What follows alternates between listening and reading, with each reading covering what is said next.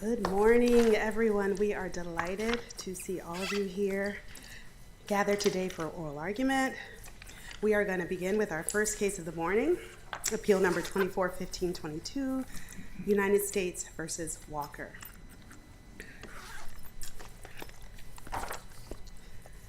We have Mr. Schultz's remote, and do we have Ms. Archie? Oh, ready, okay. When you're ready, Mr. Schultz.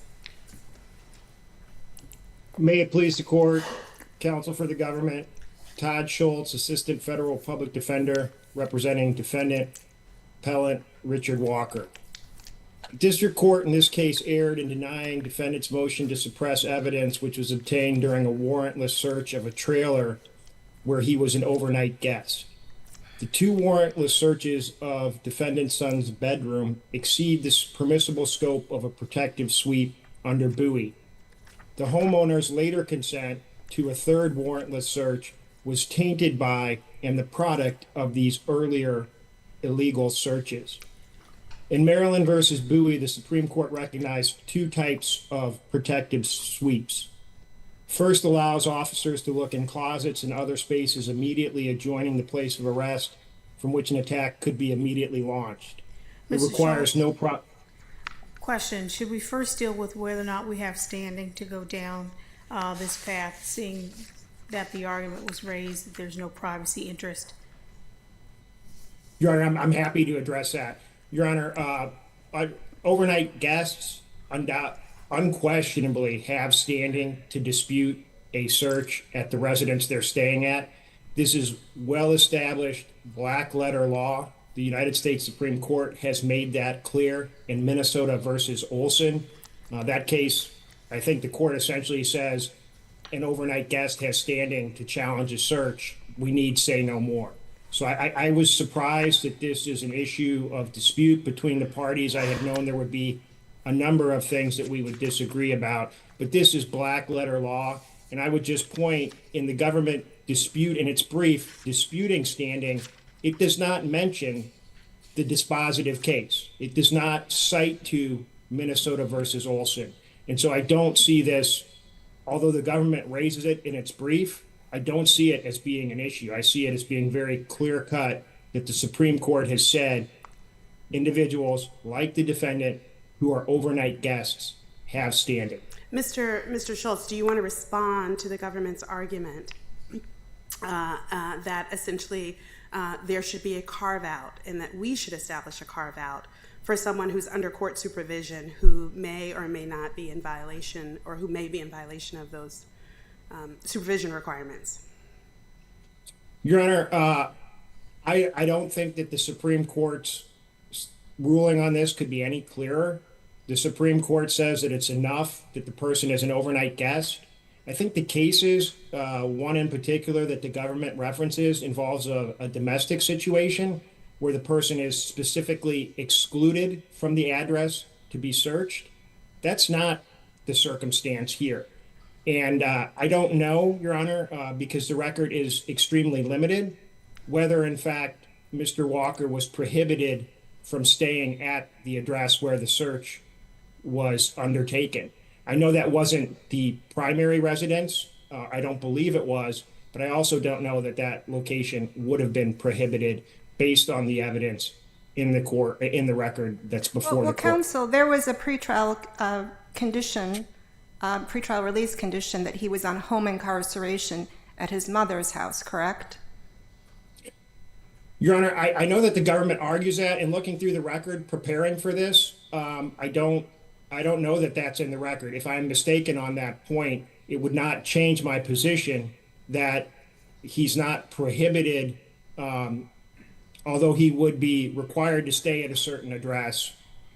He has, pursuant to Minnesota versus Olson, this expectation of privacy where he sleeps. Mr. Schultz, excuse me, did you request an evidentiary hearing on this motion to suppress?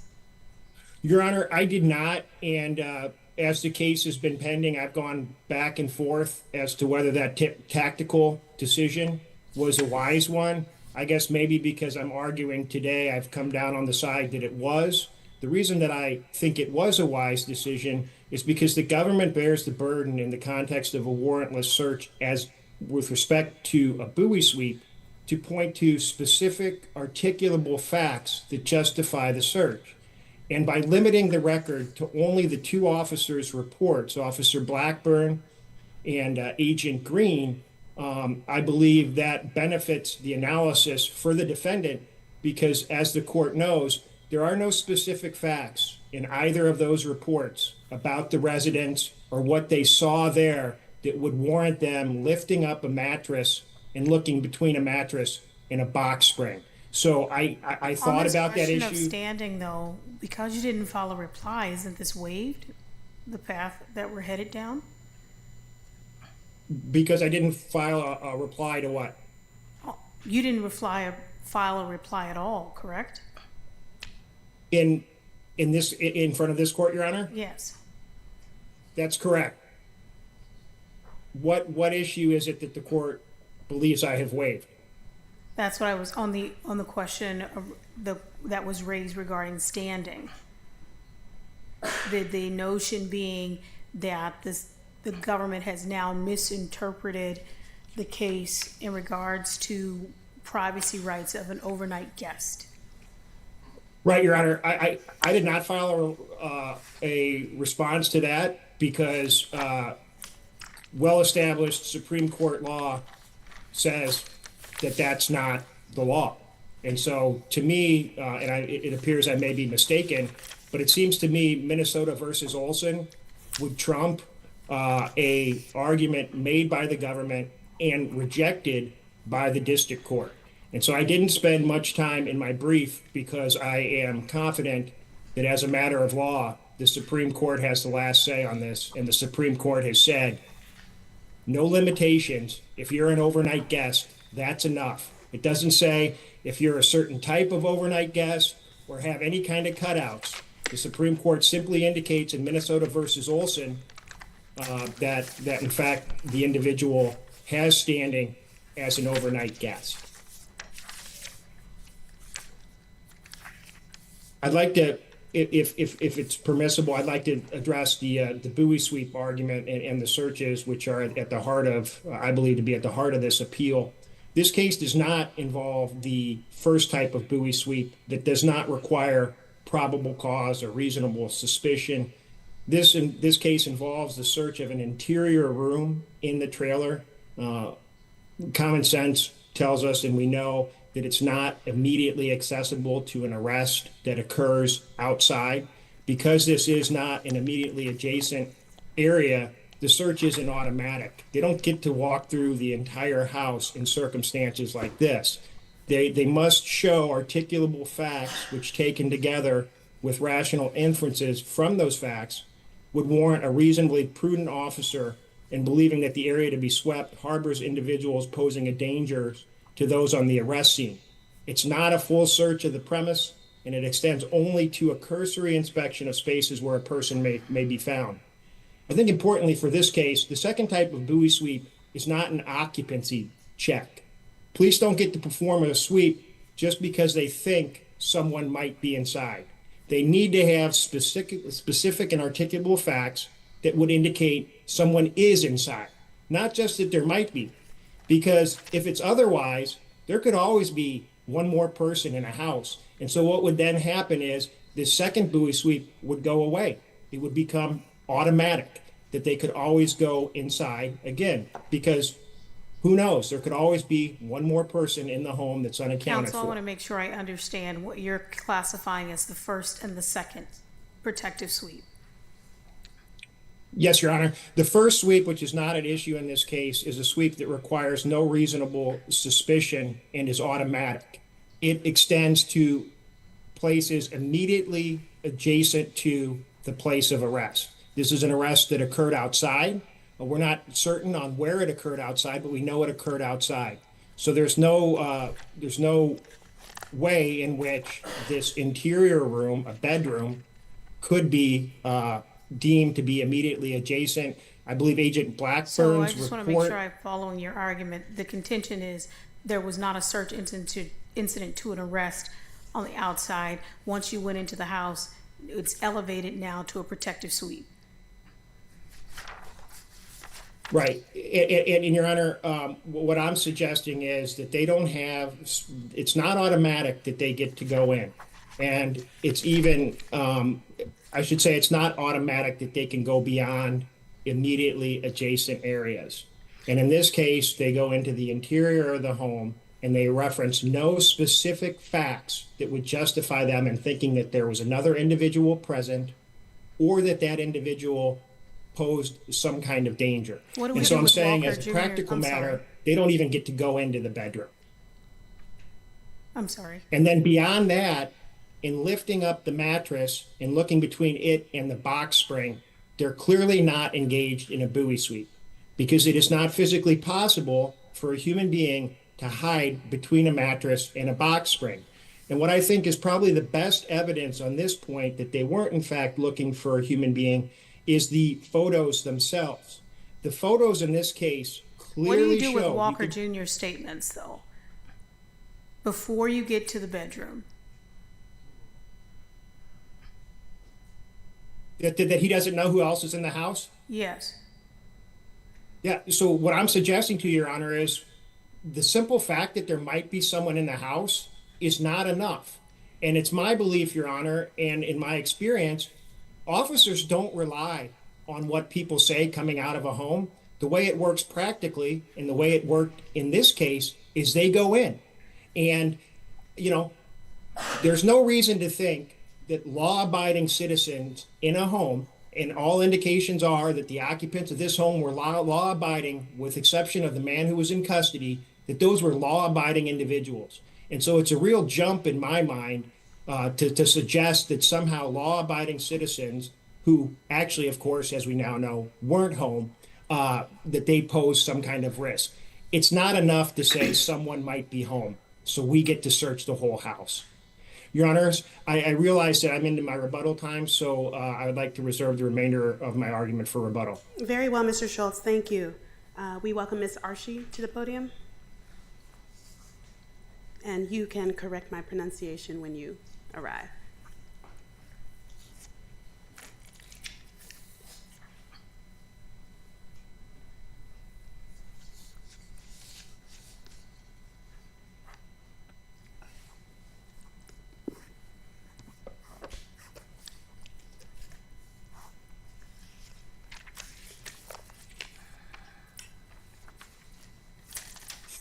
May it please the court. Good morning, Your Honors. My name is Kim Archie, and I represent the government appellee in this case.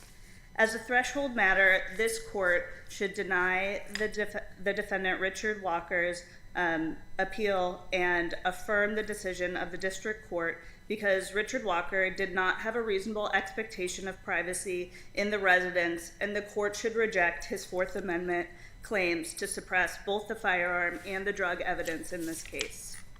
Although... Ms. Archie, I have a question, Yes. and the same one that I posed to your opponent, which is the pretrial release conditions. Are they in the record? They are in the record in the sense that the defendant acknowledged them in his interview. The officers were aware of them and incorporated them in their reports. The actual pretrial release order from the county judge that included those conditions are not included in the record, but the defendant conceded in his interview with police that he was on pretrial release. He was supposed to be residing with his mother at a different residence in a different city, and he was not permitted to leave that home as he was on house arrest. So that is the way that that pretrial condition is in the record. The court should find that although Richard Walker was an overnight guest, he had no legitimate expectation of privacy in that he was there in violation of the court order, and to grant that Richard Walker has standing in this appeal, he would be rewarded with more expansive Fourth Amendment rights by the nature of violating a court order than he would be if he were in compliance with a court order. If he were in compliance with the court order, he should not have been present at that residence and should not Ms. have Archer, privacy. why would this be the case for us to expand the Supreme Court's overnight guest jurisprudence in that direction, where we have a situation where the record is, you're asking us to draw these kind of inferences from the record, and where there was no evidentiary hearing and the district court did not pass on all of this below? Why is this the case to push where you would like us to push? Although the court order is not in the record, I think the record is substantial for this court to make this finding because it's not disputed. The defendant himself said in his interview that he was on house arrest and he was on these conditions. So I think this record is sufficient to make that finding because there is no dispute. Although that order is missing from the record and although that there was no evidentiary hearing, there was no evidentiary hearing because there was no disputed fact at the time that we were filing the motions. And so because there was no disputed facts at the time we were filing the motions, the evidentiary hearing wasn't necessary. Two things on this issue of standing. Did we raise this below in regards to the bedroom and I guess Walker Jr.'s bedroom and Paulette's bedroom, or was standing limited to only Paulette's bedroom? How did it work below? Below, the government raised the argument that the defendant was excluded from asserting a privacy right to his son's bedroom and the household as a whole. The government did not address Paulette's bedroom specifically in the district court, but it is incorporated within the argument that he has no privacy right to the home. If there are no other questions on the expectation of privacy, if the court reaches the question of the constitutionality of the I guess I do have one follow-up question. The cases that the government cites to, it's pretty focused on cases where you or the individual was legally not permitted to be there. And so going to just Judge Jackson Huey's question, is this stretching it a little bit further when we have Shipp, who has not contested Walker's legal right to be in the premise? And so the eviction cases, it was illegal for you to be there. And so just wanted to kind of flush that out a little bit more. Sure. The best analogy for this situation are the civil orders of protection cases. And in those cases, although a defendant in that circumstance was specifically excluded from a certain home, the consent of the petitioner in the order of protection had no bearing on whether the court found that the privacy right attached or did not. So the consent of the homeowner does not override the court order from that line of cases. And I think that analogy can be applied here as well. All right, if the court does reach the question of the constitutionality of the sweep, the court should affirm the district court's finding that the protective sweep was constitutional. The protective sweep into the residence after Walker's arrest was necessary to ensure the safety of the agents involved because 2 residents of the home were unaccounted for. These are not purely speculative. At this point, when the officers went to the home, they knew that these 2 other individuals resided there. They knew that these 2 individuals had not presented themselves to the officers when they arrived at the scene. Can you point us to any cases that say, as long as someone else could be home, a possibility, okay, not a specific and articulable fact that they might certainly be in, there, that officers can go in? And also, can you point us to any cases where someone's arrested outside and police decide they need to go inside to conduct a protective sweep? Your Honor, I'll take your second part of the question first.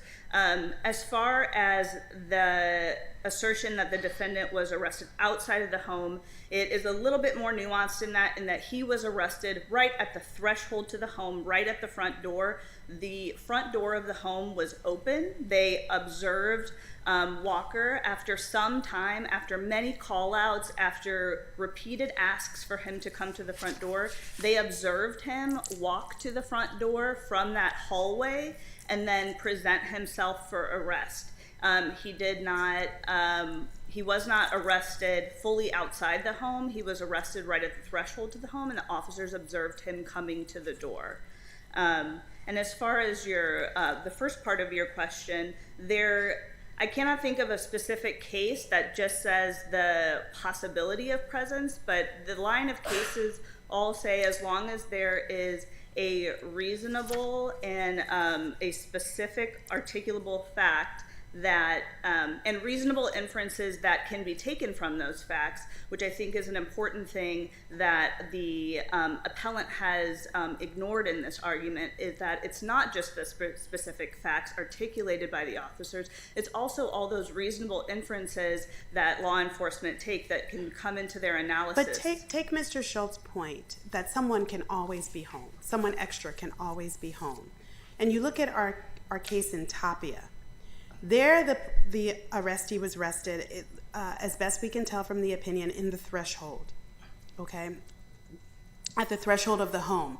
The police noticed a Lincoln Navigator that they had not noticed before outside, and they knew that one of Mr. Tapia's associates, a fellow gang member, owned a Lincoln Navigator.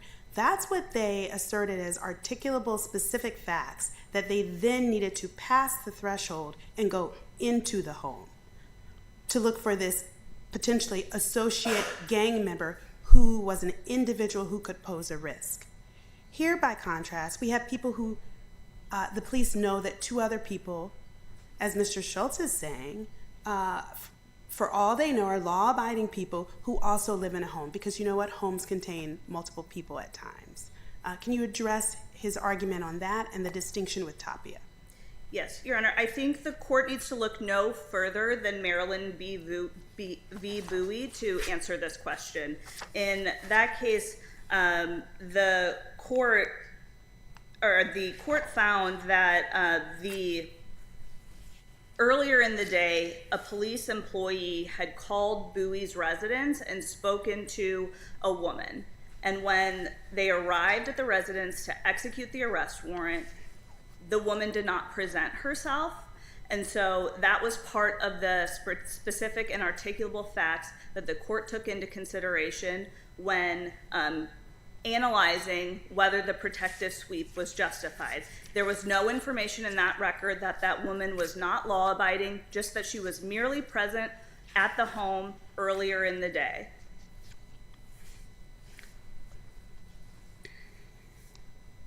I'd like to address the further specific articulable facts because they're not just limited to the presence of the residents who weren't already home.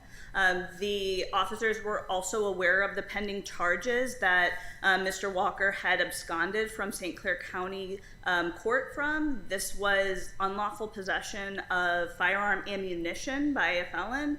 I think one of the reasonable inferences from that charge is that ammunition goes into a firearm, and it was very possible that Mr. Walker was in possession of ammunition because he also had a firearm. And so having... Counsel, I'm going to have to stop you there. That's a little bit of a stretch to suggest that ammunition alone, without there being attached to a firearm, poses a risk that justifies going in for safety purposes. That's the purpose of a protective sweep, something that can put the officers at risk. And so I want to really direct our attention not to, if we can, move beyond that to tell me what allowed those officers during a protective sweep, if we accept the argument, to lift that mattress. What are those facts? Yes, Your Honor.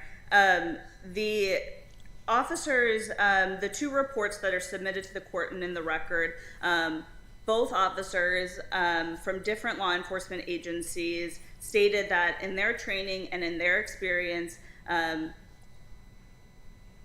people who are trying to hide themselves from law enforcement do hide in unexpected places.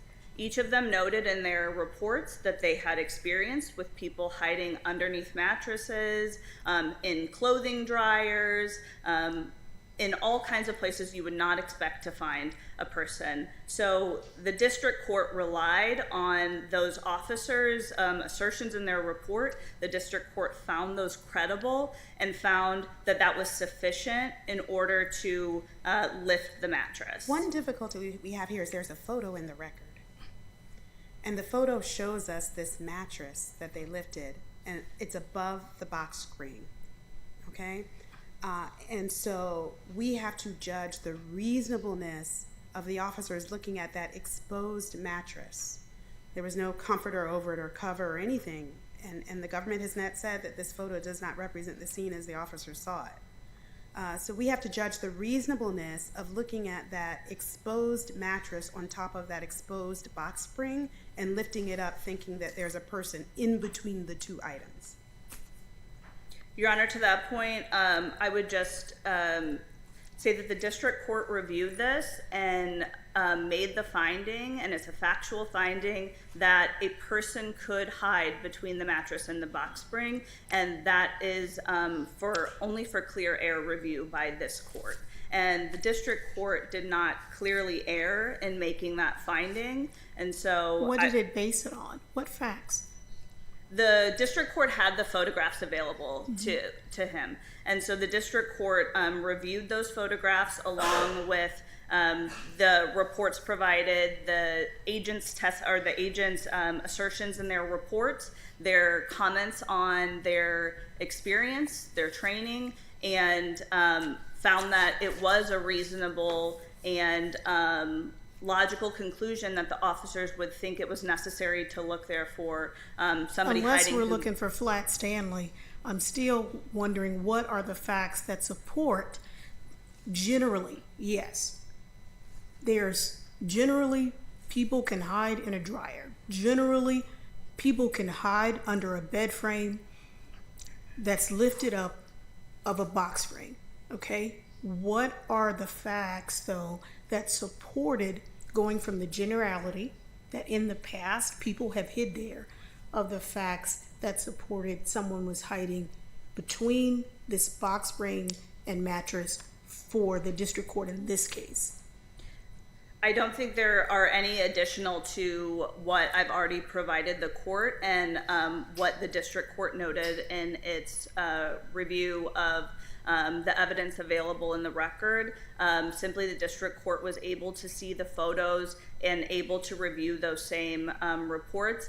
And, until you lift a mattress off a box spring, you don't know whether it's hollowed out, whether there's a compartment, what's there. And so until an officer takes those steps to ensure their safety, there's really no way for them to know what may be lurking underneath a mattress. I guess what are the contours of whether the protective sweep is now going beyond that, right? When you're lifting up mattresses, when you're going beyond without articulating the why. And so if we accept this is the rule or the standard, where is the line drawing for officers to know when the protective sweep has kind of gone beyond that of an articulable risk to safety?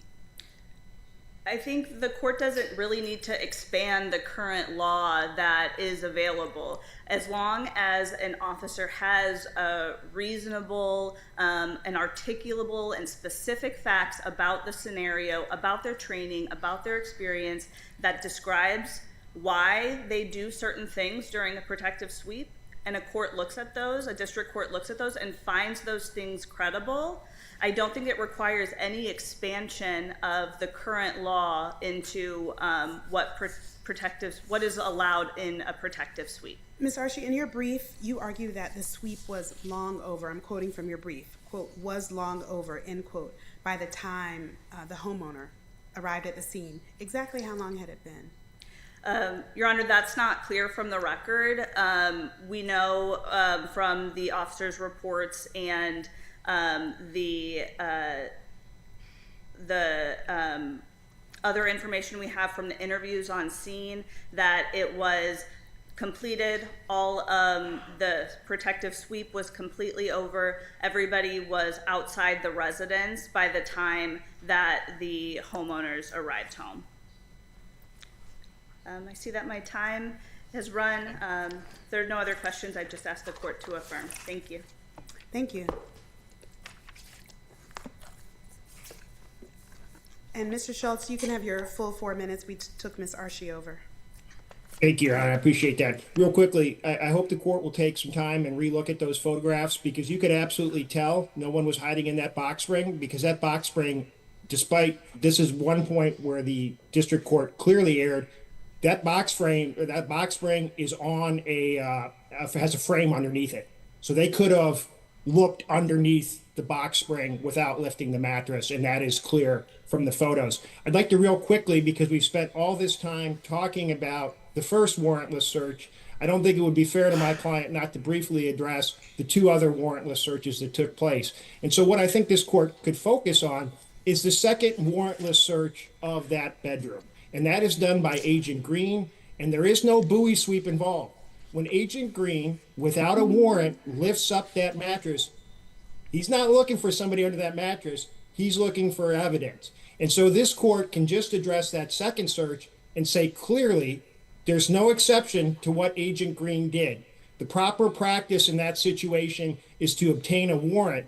And the other thing I would point out, Your Honor, is if an individual during a buoy sweep sees a firearm in a residence, that firearm is not automatically seizable under the plain view doctrine, because firearms are not contraband per se. They don't have an immediately incriminating nature. In fact, millions of Americans legally possess the exact firearm in this case. And what the officers were required to do at that point was to seek a search warrant or consent to seize that firearm. I acknowledge. If we accept, Mr. Schultz, that this was a violation, why would the exclusionary rule good faith not apply? Well, I don't think that the good faith is the analysis that I think the court should apply. I think the analysis the court should apply for the gun, Your Honor, is the inevitable discovery. And you have before in I this get there, I want to first have you answer my question. Why would the good faith exception not apply? Your Honor, when I've seen the good faith exception apply, I've seen that apply in the context of applications for search warrants. I've not seen it apply to a warrantless search of a home, and certainly not one of this nature. What I would note, though, I wanted to just mention, Your Honor, real quickly, this court's, some dicta from this court in lists. One of the things I try to do when I have an argument before the court is if I can hopefully find another case from the court that is directly on point, that's extremely helpful for me. And so I just want to read this portion of lists, which this court decided, which addresses this specific situation. The court in that case was concerned exactly about the police practice that is routinely employed and was employed in this case. And in that case, the court said, quote, the police could, of course, exploit illegally obtained knowledge to coerce an individual into providing consent for another search. Such a danger would seem to loom larger where the illegal search and the subsequent consent search were of the same location. The defendant's consent, in that instance, the defendant's consent could be influenced by the belief that there is no reason to withhold consent because the officers had already searched the location, end quote. That is this case exactly. That's what the affiant, the person who consented, said happened. And so the gun should be suppressed. With respect to the additional evidence that was obtained, that should also be suppressed because consent was given immediately afterwards and of the same location. Do you agree, though, that argument was forfeited? No, Your Honor. No, that argument was made in the district court. That argument was raised, I think, in point 5 in our brief. And so all along we've sought talking about the drugs. The drugs, is that what you're referencing? Yes, ma'am. We've argued both in the district court and then I think it's like the final portion of our appellate brief that those would be suppressible, that the court should apply the attenuation doctrine and applying those 3 factors conclude that that the exception does not apply. Finally, I would just say, Your Honor, just real quickly, that both those tests, the attenuation doctrine and the inevitability discovery doctrine, address the same issue. They're trying to answer the same question. And that question is, was the voluntary consent obtained by exploitation of the preceding Fourth Amendment violation, or instead by a means sufficiently distinguishable to be purged of the primary taint? And here, the only evidence before the court on this issue is that this homeowner consented because of the illegal search.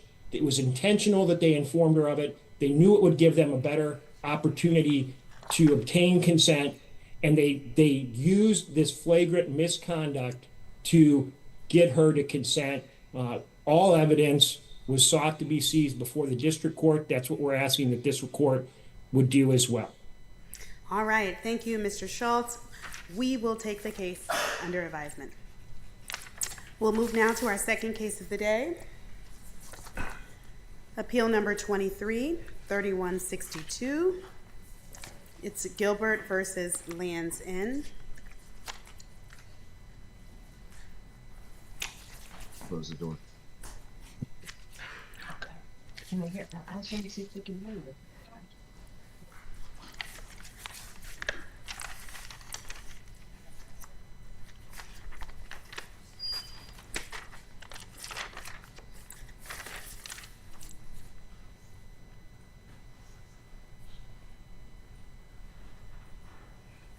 All right, we will welcome Mr. Gowdy to the podium.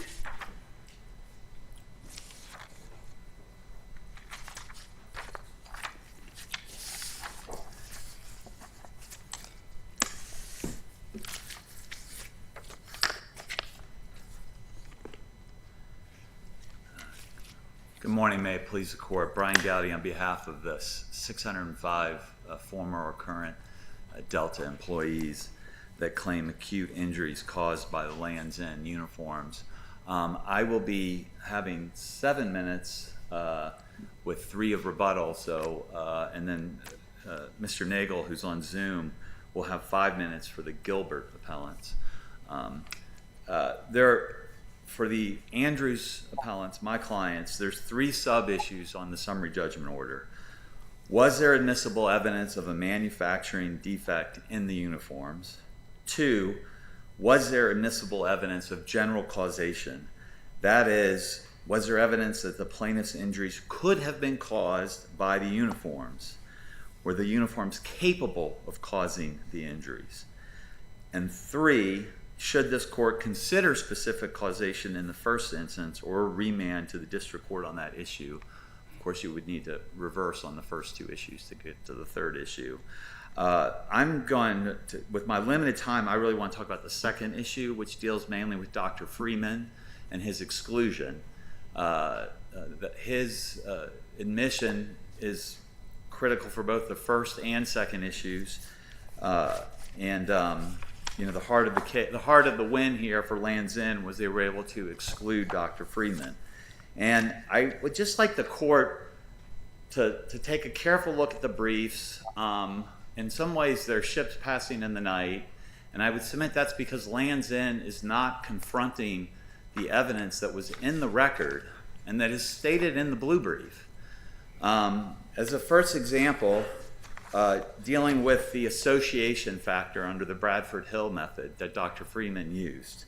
As we say in the blue brief, he did identify an association. We all agree what that means. At page 13 of the district court order, it cites page 566 of the scientific manual, and it states there, an association between exposure to an agent and disease exists when they occur together more frequently than one would expect by chance. Well, Dr. Freeman did an analysis that showed that before the employees were wearing the uniforms, and this was based on questionnaires that were sent to over 900 employees, that the average number of symptoms was 0.15. After wearing the uniforms, the average number of symptoms was 2.70.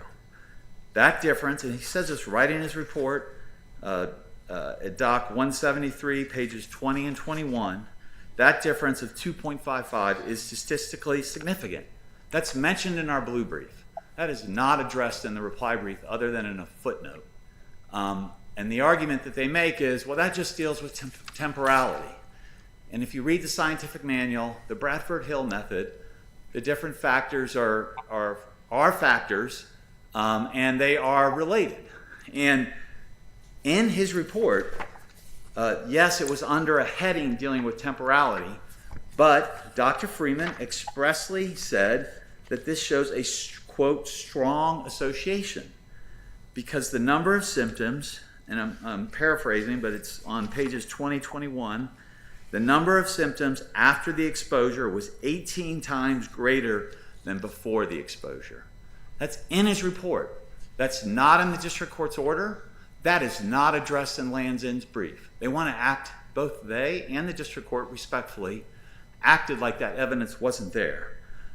As another example, Dr. Freeman noted that 48% of the employees' symptoms resolved after they stopped wearing the uniforms. I would like to point out that this is not a case where we're dealing with cancer or some of the more complex issues when we're dealing with causation. These are acute injuries. And in some ways, this is common sense. We're getting close to the holidays. I have one of those itchy sweaters. I know that when I wear it, my skin gets really itchy. And then when I stop wearing, it doesn't. And that's what all of our clients noticed. Not just itchiness. It was far more serious than that. But I'm trying to give you an example that you might be able to relate to at this time of season, this time of year. This is when I'm wearing the uniform, I have these problems. I stop wearing the uniform, I stop having the problems. In fact, what Dr. Freeman said, again, and this is not addressed in the red brief, not addressed in the district court's order, employees who wore the uniform more than 4 times per week had a mean of 4.38 symptoms and 2.75 systems, compared to those who wore the uniform less than 4 times per week had a mean of 3.72 symptoms and 2.48 systems. Simply stated, the more that you wore the uniform, the sicker you got. I know you wanted to spend most of your time on causation, but I need to ask you about defect. Yes, ma'am. As well. Does any amount of crocking constitute a defect under the Uniform Apparel Act?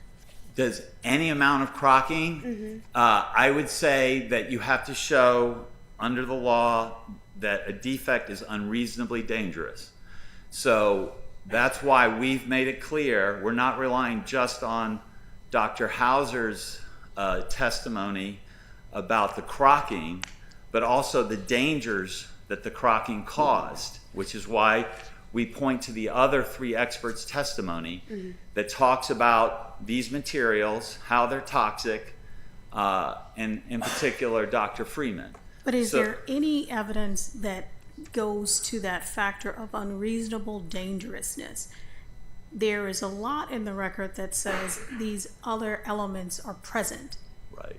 Is there anything that suggests that they rose to the level, kind of that second piece of strict liability, that it rose to the level of being unreasonably dangerous? Yes, I would say the other 3 experts, including Dr. Freeman.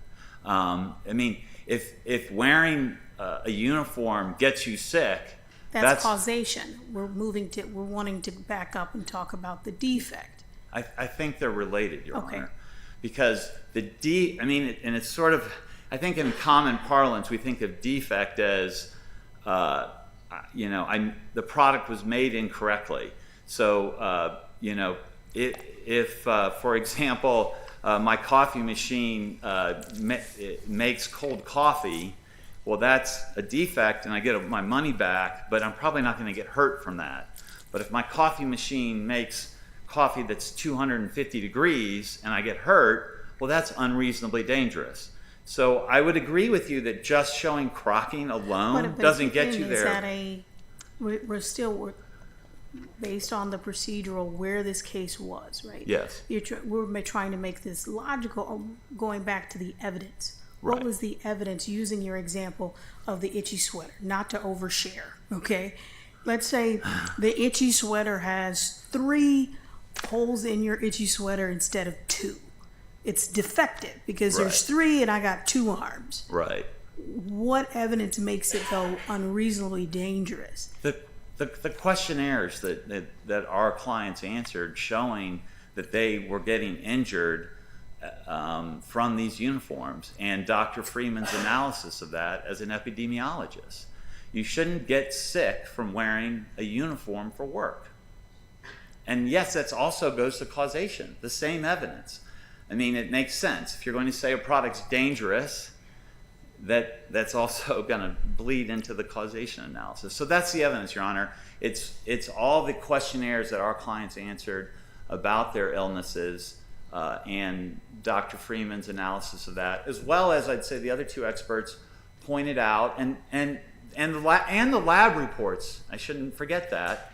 The lab reports that Dr. Freeman and the other experts looked at shows that these have toxic materials, and that the labs, I'm sorry, not the labs, the mills, overseas mills who produce these, did not properly wash them or scour them, and that caused the crocking. And you see the pictures But in our don't we brief. think we're kind of making a leap, because the water resistant, you have these elements in all of the clothing. It's not the fact that the elements are present. It's the question I'm asking is, what evidence is there in the record that those elements rose to the level of being unreasonably dangerous? What happened to our clients? That's the best evidence. So I've kind of eaten all my rebuttal time. I'm happy to answer any questions. We'll give you a couple of minutes when you return. Thank you very Mr. much, Your Honor. Mr. Nagel.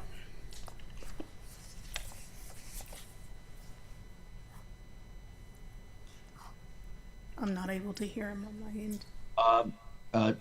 Your Honor, am I coming through now? You Yes. are. Thank you. Thank you so much. Shall I proceed? Yes, please. Thank you so much.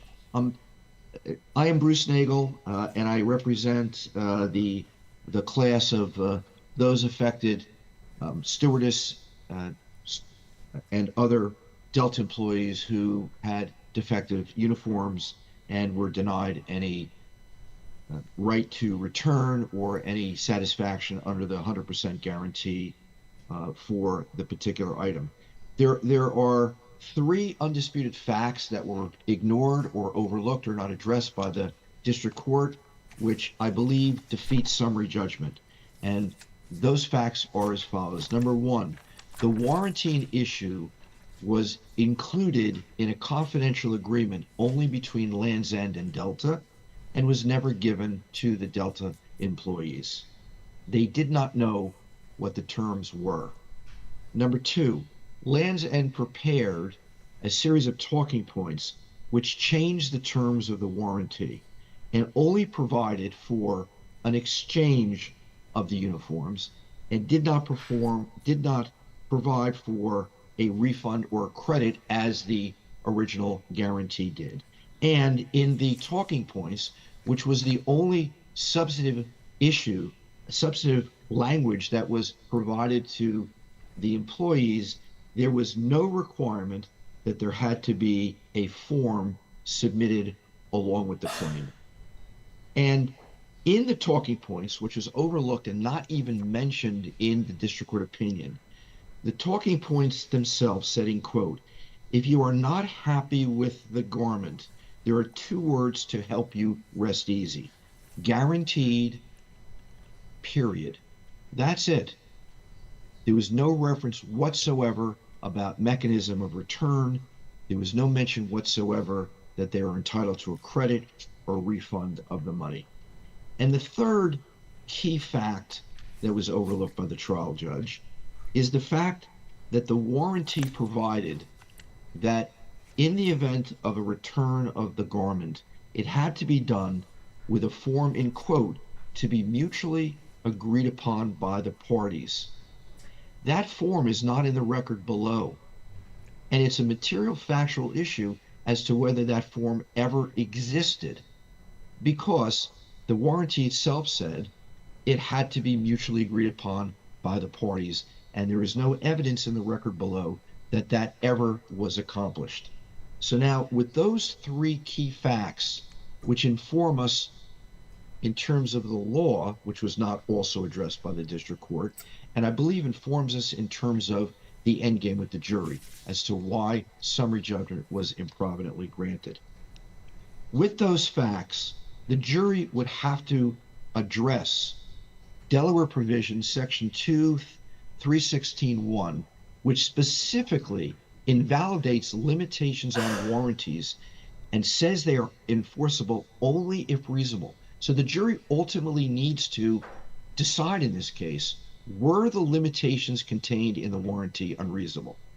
And the three facts that I just recited to Your Honor, Your Honors, which were in the record and yet not dealt with in the district court opinion, all are factual issues that need to be considered in arriving at the ultimate issue of reasonableness.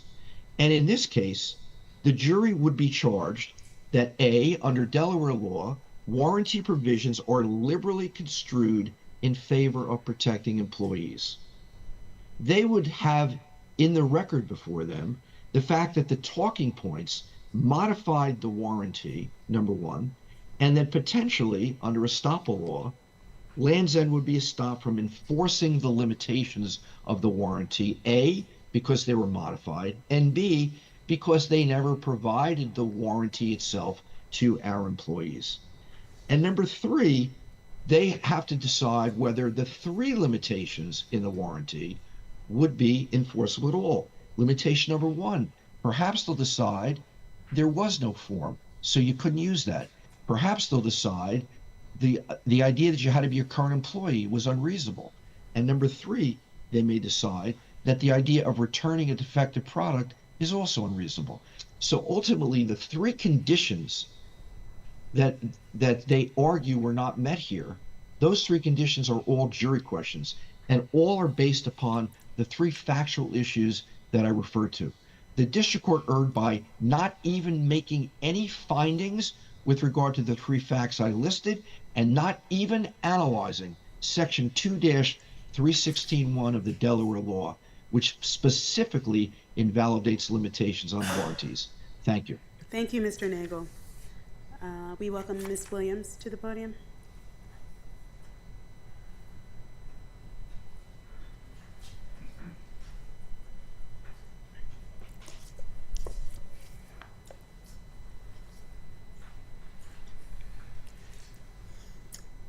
Good morning. May it please the court. My name is Gwen Williams, and I represent the appellee Land's End. I will, I think, quickly address the points as to the warranty issues that were just being argued. I think we can probably deal with those quickly, and then I'll save more of my time to deal with the personal injury if that order works for the court. So as to the warranty issue that was just argued, it's undisputed that no plaintiff, not a single one, tried to return a Land's End garment and was refused a refund or exchange. And my opponent focused some of his argument on his argument that, well, the employees weren't given notice of the warranty provision. First of all, any number of Delta employees did decide to return their garments, and the testimony in the record was unanimously that people who did decide to return their garment had no problem accomplishing that. The process was simple and easy.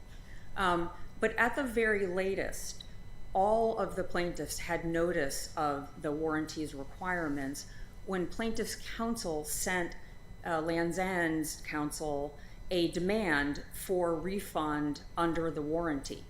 And he received in response an explanation that said, no, you have to comply with the terms of the warranty, which expressly say that your clients would need to return the garments. He never responded to that letter, and no plaintiff after that point in time tried and was refused the ability to return their garment.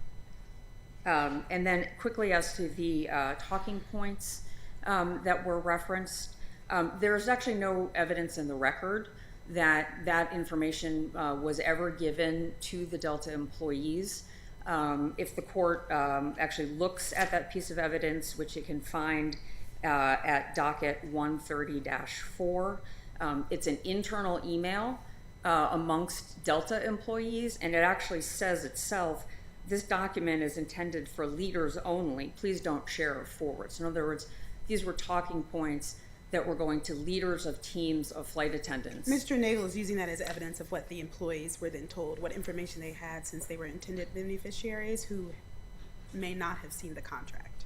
Sure. So my first point is there's actually no evidence in the record that they did receive that information.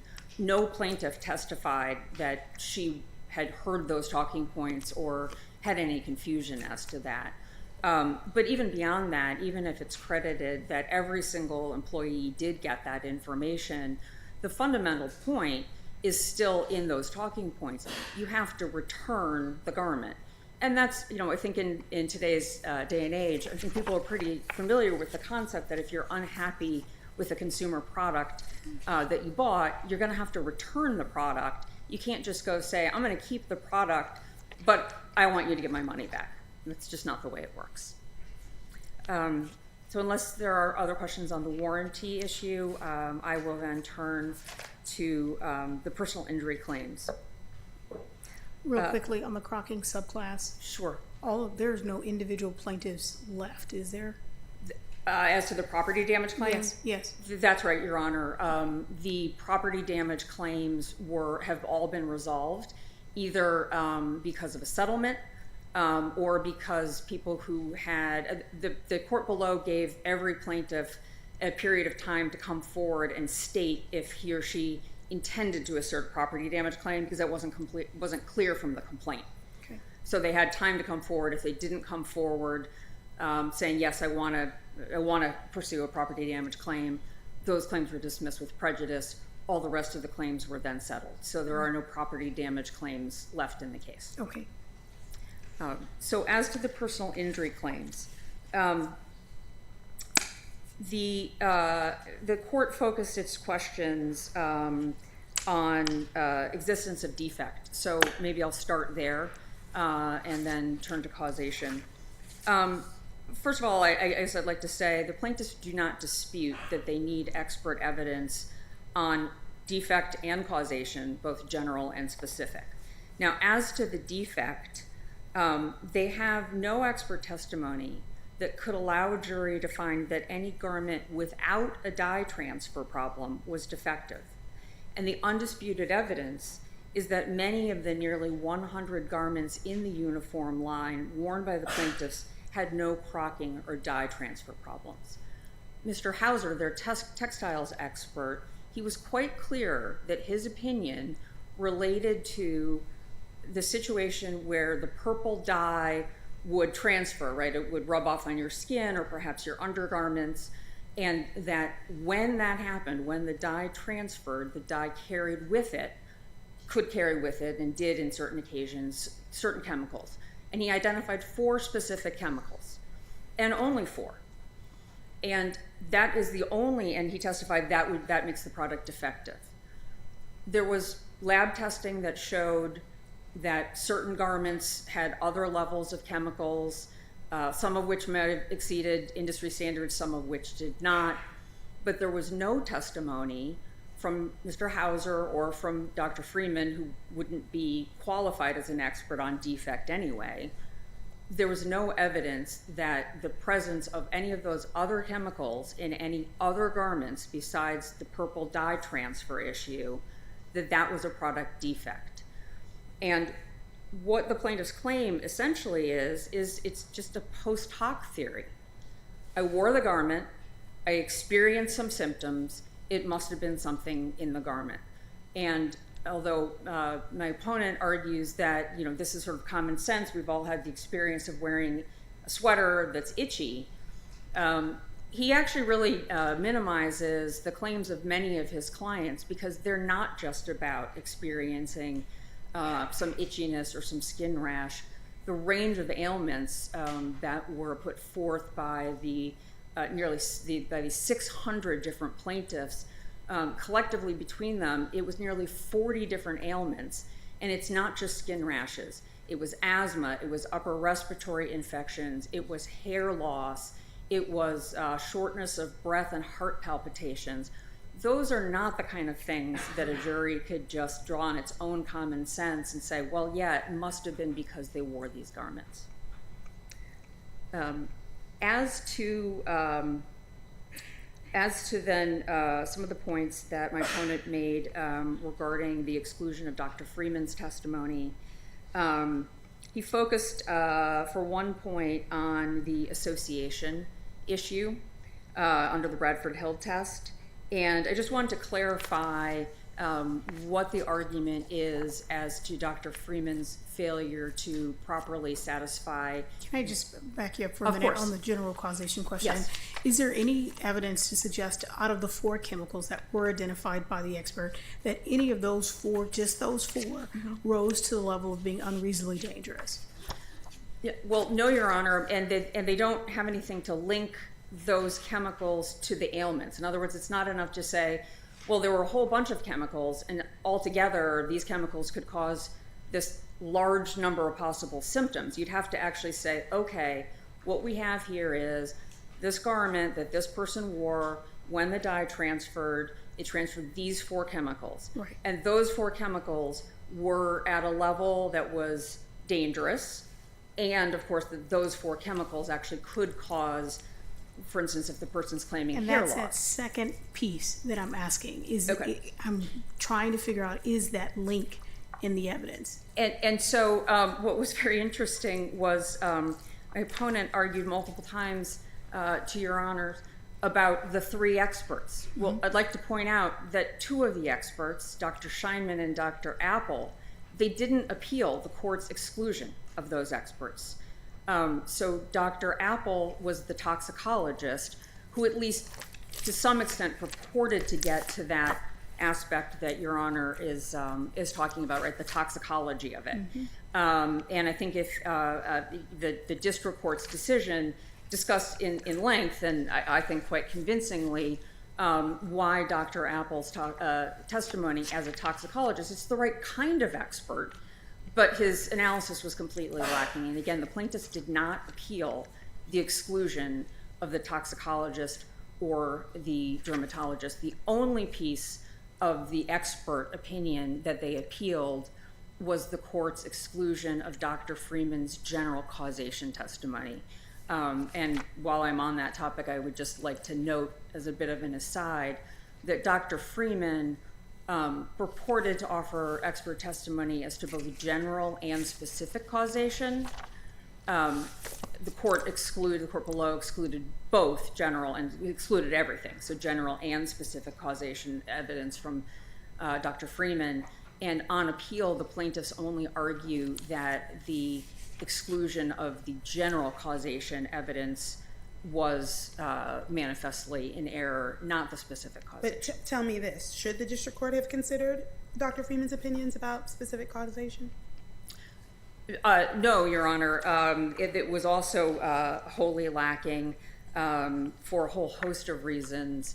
The way in which he considered specific causation was through application of something called the Naranjo algorithm, which basically consists of sort of looking at each at the records that he had for each plaintiff, which were just these questionnaires, and sort of assigning a number of points based on certain criteria. And then if you're over a certain number of points, you can say, well, then that gets me to causation. As he admitted in his deposition, that algorithm has never been used outside of the context of adverse drug reactions. It's a totally different kind of analysis. He could provide no support for the notion that you could use it to determine specific causation in the context of a toxic tort case like this. Further, although her testimony was excluded, Dr. Scheinman, the dermatologist, who was certainly a very well-qualified dermatologist, spoke at length about what it is, at least as to things that fell within her area, dermatological issues, what it is that you would actually have to do to determine specific causation. She was quite clear that she would never try to determine specific causation for a dermatological condition without having much more information than Dr. Freeman had. She talked about how she would want to take a medical history. She would want to talk to the plaintiff herself. I think she said that she'd never tried to do it from just looking at medical records taken by a different doctor. And Dr. Freeman didn't even look at the medical records. They were available. Many medical records had already been collected by that point in time.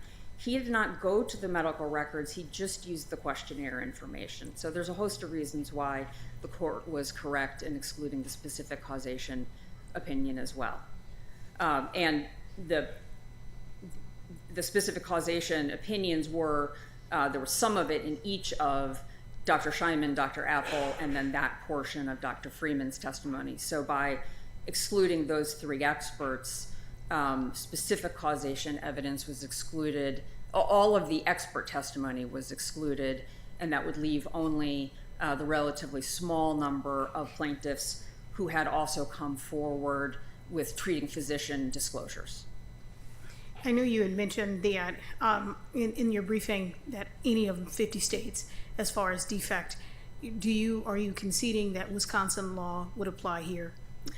For purposes of the argument, I think it's a perfectly reasonable conclusion. I mean, if we were to go to trial as to any particular plaintiff, if he or she did not live in Wisconsin, I think it would be a valid choice of law question at that point in time about which law should govern this particular plaintiff's claim. But the district court concluded that it didn't need to get into really the choice of law question because as to the existence of defect and causation, the law was similar enough in every jurisdiction that it could just apply Wisconsin law, and we did not take issue with that. I would note on that just that the plaintiffs in their briefing tried to make much of the fact that Wisconsin uses a consumer contemplation test for defect, and I would just want to point out that that test, perhaps somewhat misleadingly named, doesn't mean that it is enough to establish defect by a plaintiff simply saying, I used this product and it was more dangerous than I thought, so therefore it's defective.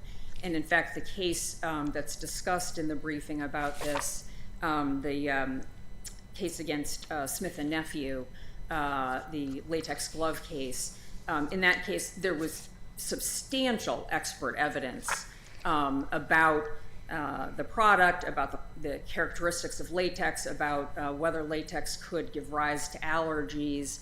It was not simply that the jury was being asked to just sort of decide whether this particular nurse who had developed an allergy, whether she herself subjectively thought that the product was more dangerous than she had contemplated. That's not what that test means.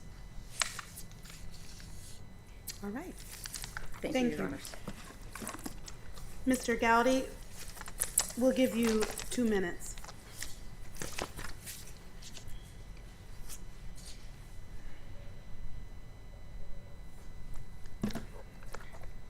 Thank you. May it please the court. A lot of the statements you heard were many, but not all, some of which exceeded industry standards. Besides the purple transfer, the arguments you heard were as if this was a class action. This is about 605 individual plaintiffs. And so they want to say, well, maybe most of the people didn't have a problem. When we get down to the specific causation analysis and the trial, we'll see which of these 605 plaintiffs have it. Where the summary judgment was simply on defect and general causation. The judge did not rule on specific causation. I wanted to also point out that they have again misstated that Dr. Freeman relied on the algorithm, the alternative method for only specific causation. He was very clear in his report that he was doing it for both general and specific causation, and the district court failed to know that. It skipped over the whole general causation opinion in his order, and they've done it again here. They don't want to look at that part. And that was alternative to the Bradford-Hill method. And it's not even addressed in the order. The order just addresses his specific causation opinion under the algorithm. And their brief does the same thing, and their argument that they just had. Just skip over that. It's in there, and where we've cited it. The other, as far as what we're not appealing, it's true we're not appealing the exclusion of the causation opinions of 2 of the experts. But the district judge never excluded their opinions or Dr. Freeman's opinions about the toxicity of what's in these uniforms. That wasn't excluded. What was excluded were the causation opinions. And there's abundant, I also wanted to get back to your the 4 elements. Dr. Hauser, I just reread it as I was sitting over there, he notes that in one of the tests, I'm on my red light. So if you could reread it closely, he notes that one of the tests has those 4, but we don't know, we just know there was crocking, and there was all these elements, and you can look in Dr. Freeman's report, he lists the elements. So thank you for the time today. Thank you. We will take the appeal under advisement.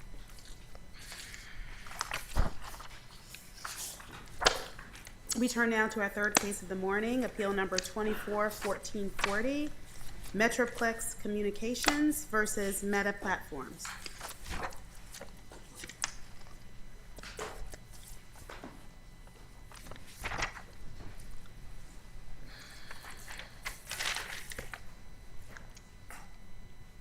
And we welcome to the bench retired Judge Feinerman. Good morning. Good morning. May it please the court, counsel, I'm Gary Feinerman on behalf of the defendant, appellant, Meta Platforms. Metroplex's suit alleges that Meta made false statements about the estimated audience for Facebook ads. So the suit is about buying ads on Facebook. The arbitration provision in Meta's commercial terms to which Metroplex agreed broadly covers claims that pertain to the buying of ads on Facebook. The provision applies to any claim that relates to any access or use of the Meta products for business or commercial purposes. And the terms define business and commercial purposes to include using ads. So Metroplex's claims relate to any access or use of Meta's products, here Facebook ads, because they rest on the premise that customers who are buying ads bought ads on Facebook rather than on any of Metroplex's properties. So based on the plainest reading of the arbitration provision, those claims fall within the scope of the provision. The district court disagreed, and it disagreed by reading an implied by you into the definition of commercial claims. Instead of reading the arbitration provision to apply to claims that relate to any use of Facebook ads, the district court read the provision to apply only to your use, meaning Metroplex's use of Facebook ads. And that ignores the provision's text, which says any, not yours. And the text is not limited to Metroplex's use of the Facebook ads. And it's important, I think, to distinguish Section 5A from Section 5B, and they're both in the disputes provision of the commercial terms. It's on page 265 of the joint appendix. And what it shows is that when the parties intended a provision to be limited to the user's use of Facebook ads, meaning here Metroplex's use of Facebook ads, it knew how to do so. Section 5A has to do with third-party claims. And what it does is it provides that the user has to indemnify Meta for third-party claims brought against Meta that relate to your use of the Meta products. Not any use, meaning use by anybody, but your use, meaning use by the party to the commercial terms, your Metroplex. Section 5B, by contrast, along with sections 5C and 5D, pertain to first-party claims involving the user and Meta. And unlike Section 5A, it covers claims related to any use of those products, meaning use by anybody. And so under standard interpretive principles, even without the overlay of the FAA's presumption in favor of arbitration, but particularly given the overlay of the FAA's presumption. The Section 5B refers to any use and not just Metroplex's use. Before you continue with your textual arguments, can we back up for a minute? Is Of there course. anywhere in the record where Meta admits to purchasing ads through, where Metroplex admits to purchasing ads through Meta for its clients? Because I'm seeing different spots, but they don't seem to be concessions or actual admissions that Metroplex purchases these ads. I mean, Metroplex is kind of squirrely about whether or not it purchased ads. I think if you look at the Pricer Declaration, which is at Joint Appendix 109 to 122, and in particular, I'm sorry. You said 109? I'm sorry. That's not the the Pricer Declaration is.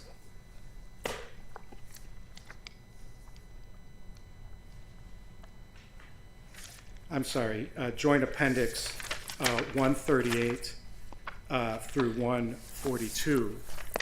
It lays out why the evidence of record shows that Metroplex had Facebook pages on Facebook. It had commercial pages, one for its radio station and the other for its news property. And it establishes that ads were purchased in order to advertise those Facebook pages, those radio stations, and those ad properties. And then the question that Metroplex never answers is, who would have bought those ads? Who would have agreed to the commercial terms on behalf of Metroplex if it weren't Metroplex? And what the Pricer Declaration does is it connects the dots between the purchase of those ads directly to whoever it was who was administering those pages on behalf of Metroplex. Okay. But you would agree we don't see this in the complaint. And at most, when they respond at the hearing, it was the April 2023 hearing, they admit they purchase ads on behalf of their clients. Right. But not that specifically that they do it through Meta. They do purchase ads on behalf of their clients, and the evidence in the Pricer Declaration shows that they purchased ads not only on behalf of themselves, but also on behalf of their clients. And I think if you look Mr. at Feinerman, can you yes. connect that, though? Because the amended complaint has, I think, no allegations about Metroplex as an account user or a consumer, correct? It's always as a competitor.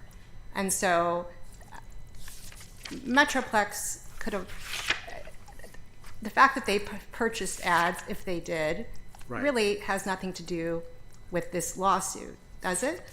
It does, and it does for two reasons. One is it's covered by the arbitration provision, and I think let's take a step back and think about.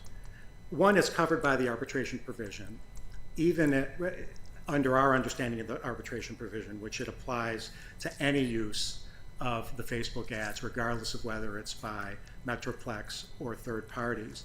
But even under a narrow understanding, even under Metroplex's understanding of the provision, the claims also relate very directly to Metroplex's own use of the Facebook ads.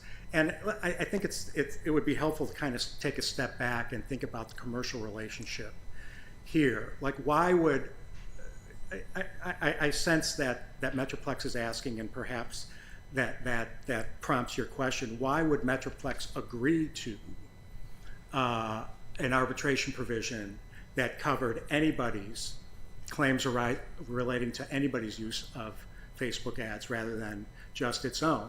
It's a commercial relationship. Placing ads on Facebook is very, very valuable to businesses. That's why Metroplex did it. And in exchange for that access to Facebook's platform, the purchaser of the ads here, Metroplex, has to pay money and also has to agree to a number of non-monetary provisions. limitation of liability, which is on Section 4, covering indemnifying for third-party claims, Section 5A, and arbitration, which is Section 5B. And Section 5B, read textually and correctly, particularly under the FAA's presumption, covers any access or use to the Facebook platform, and not just Metroplexes. But let's say you disagree with me on that, and I hope you don't. Even accepting the district court's atextual limitation on the provision's text, Metroplex's claims necessarily relate to its own use and purchase of Facebook ads. If this case remains in court, Metroplex is going to be the star of the show, whether it's an individual case where there's only one plaintiff, or whether it's a class action where Metroplex is the named plaintiff. And Metroplex's purchase of its own ads on Facebook and the placement of ads on Facebook, not only for itself, but as it admitted in front of Judge Dugan on behalf of its clients, are directly pertinent to its claims, both liability and damages. I'll quickly go through them. In terms of liability, one element of Metroplex's claims is that Meta's allegedly false statements were material to ad buyers. So what Metroplex is alleging is that if the ad buyers had only known that Meta was exaggerating the reach of Facebook ads, it wasn't, but let's just assume that it was, the ad buyers would have impacted the ad buyers' decisions whether or not to buy ads on Facebook, and that's at paragraphs 367, 377 to 388 of the complaint. That plainly implicates Metroplex's own ad purchasing behavior. In particular, it's continuing to purchase ads on Facebook after 2018, when the DZ Reserve case was filed in federal court in California. But can we talk a little bit? I noticed that you acknowledged page 22 of your reply brief. I'm sorry? Yes, I noticed on page 22 of your reply brief, I think it's footnote 2, there's a reference to the Viking River Cruises case. Right. Yes. And so you know where I'm headed with this question. I do. What is the causal connection between the commercial terms of this contract, particularly on page 265, and the Latham Act suit that Metroplex is bringing here? I'm trying to connect just so that we're in keeping with the Viking River Cruises case. Right. I'm not sure. I mean, the Viking River Cruise reference to Section 2 was in a footnote. And I'm not sure that the Supreme Court meant anything other than whatever causal relationship is required by Section 2, it was satisfied in the Viking Cruise case. But in terms of, is your question, why does this provision read in our way fall within the scope of Section 2? Yes. Right. So Section 2 states that an arbitration, a written provision in any contract evidencing a transaction involving commerce to settle by arbitration a controversy thereafter arising out of such contract or transaction shall be valid, irrevocable, and enforceable. And so what Section 2 lays out are about 4 or 5 tickets that have to be punched before an arbitration provision can be covered by Section 2. It has to be written. It has to be in a contract. The contract has to evidence commerce, and what back in 1925, what they meant by that was it has to be an interstate commerce. And it has to settle by arbitration a controversy arising out of such contract or transaction. And if all those tickets are punched, and so then let's the just provision, focus on number 4. How Right. is it this particular claim arising out of? I think that's where the disconnect is. Right. I'm gonna, in terms of the premise of your question, I'm gonna say that that question speaks to the breadth of Section 2. Section 2 does not apply, so I guess I'm questioning the premise of your question, if you'll allow me. Section 2 doesn't operate on claims. It doesn't say claims are subject to arbitration if this, that, and the other thing. It says a written provision is subject, is enforceable if it does this, that, or the other thing. So as long as the written provision has a hook that does apply And that's why to claims. I'm pushing back a little bit Right. to say, what is the hook when I'm looking at particularly disputes, looking at this contract here. Right. And it limits it to, if we're using this word any, Right. right? When we're using it in section 5B, for example, are we using the natural reading of that word any for 5A and 5C that come right before it and right after it? Right. Yeah, absolutely. It's because any means any and your means your. And in terms of Section 2, though, as long as the provision encompasses claims that arise out of the contract, it's in FAA land. And once a provision is in FAA land, it's enforceable, certainly to the extent that it covers claims arising out of the contract, but also if it pertains to claims that arise out of different sources of law, different contracts like in Gore or Carr's Notion, or different statutes like Epic Systems, which is the FSLA, and American Express, where those claims arise out of the Sherman Act. If the very narrow reading of arising under were correct, and no court has read Section 2 that narrowly, not even Calderon in the 11th Circuit, then all of those cases, it would wipe away a broad swath of cases that applied Section 2 of the FAA to claims that did not arise directly out of the contract. So I think and I see it that I'm out of time. You can finish your thought. Sure. So the Briefly. best way to read Section 2 is it creates an entry pass into Section 2. As long as the provision does cover, part of the provision covers claims that arise out of the contract, then it can carry everything else, all other claims, with it that are covered by the text of the provision, and that's illustrated by the cases that I just mentioned. Thank you. We will welcome Mr. Gelfand.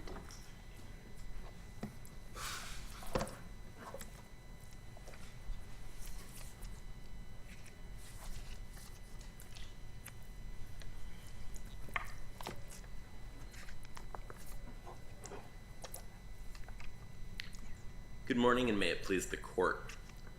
The district court in this case correctly held that the arbitration agreement at issue does not apply to this Lanham Act case, this unfair competition case, brought by a company wearing the hat of a competitor of Meta, a competitor of Facebook, as opposed to the hat of a customer, a consumer of Meta. But even if this court were to read this arbitration agreement in a way that we believe would be incorrect, but Mr. consistent. Gelfand, I'm sorry, are you conceding that Illinois contract law applies here? Yes, Your Honor, we believe Illinois contract law applies here, and we believe Illinois contract law supports our interpretation of this contract. To be clear, and this was true at the lower court below, there was no real dispute between whether Illinois or California contract law applies because it doesn't really affect the ultimate analysis in this case. For purposes of our analysis, Illinois law? Yes, Your Honor, to be clear, for purposes of this court's analysis, Illinois law applies to the contractual interpretation, but of course the FAA choice of law provision applies for purposes of how this court interprets and enforces the contract.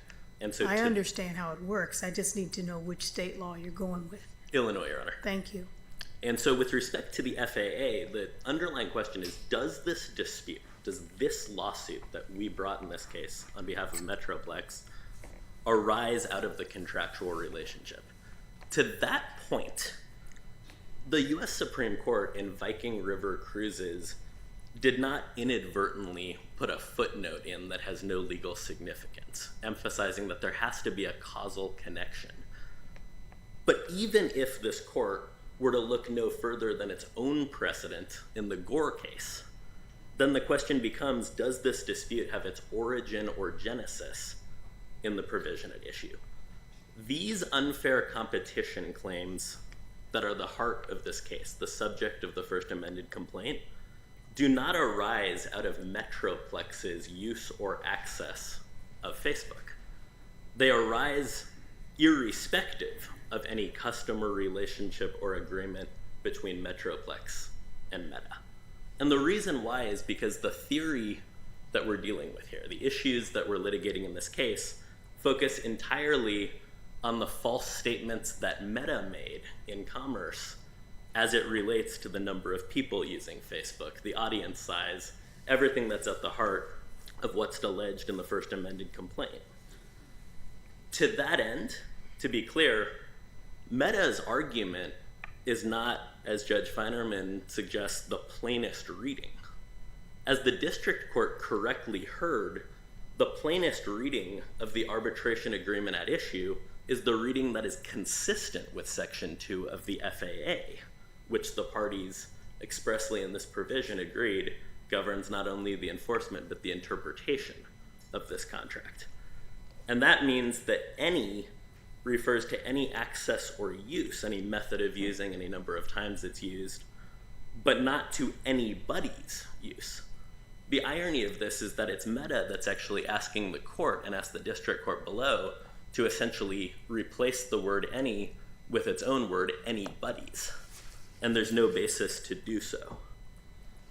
Now, Judge Feinerman keeps referring to this so-called presumption of arbitration. I wanted to hit that right at the outset, because as the US Supreme Court and this court has repeatedly held in the context of this very issue, as it applies to what we're litigating here before this court, the policy is to make arbitration agreements as enforceable as other contracts, but not more so. That's word for word what the US Supreme Court said in the Morgan case. This court, in the Johnson case just 2 years ago, in 2022, referenced a defense argument similar to the argument that's being brought before this court this morning, that the FAA requires that arbitration agreements be generously construed and that all doubts be resolved in favor of arbitration. And what this court says is, that is not, however, what the statute says. In other words, the FAA requires arbitration agreements to be treated just like other contracts. And this court referenced 9 U.S.C. Section 2, in other words, Section 2 of the FAA, that's at the heart of our argument. That's consistent with what this court held in 2003 in the Stone case, saying nothing in the FAA overrides normal rules of contractual interpretation.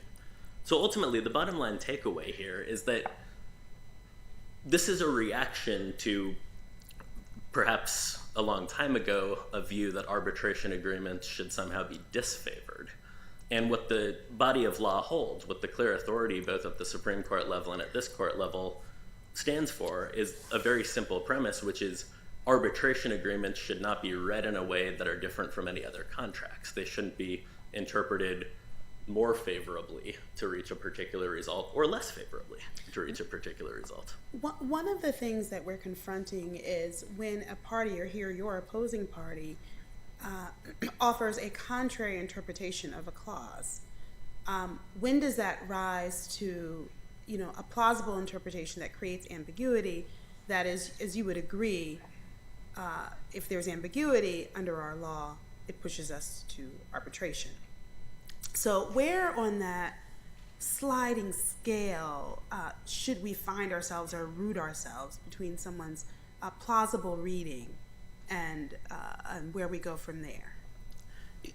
It's a good question, Your Honor, but I think in this case, the premise I would push back on is that I don't believe there's actually any ambiguity as the district court correctly held in the contract in this case.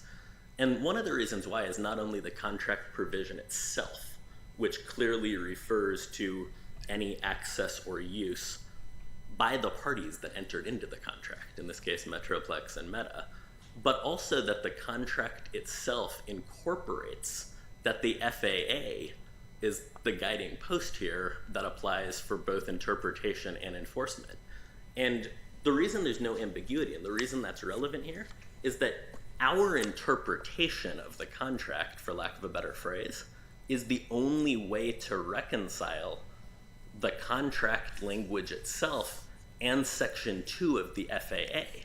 that they both deal with limiting arbitration to disputes that arise out of, that's the statutory language Congress used, and the language in Facebook's contract here is that arise out of or relate to the use of Meta's platform, meaning Facebook for these purposes, for purposes of business or commercial use.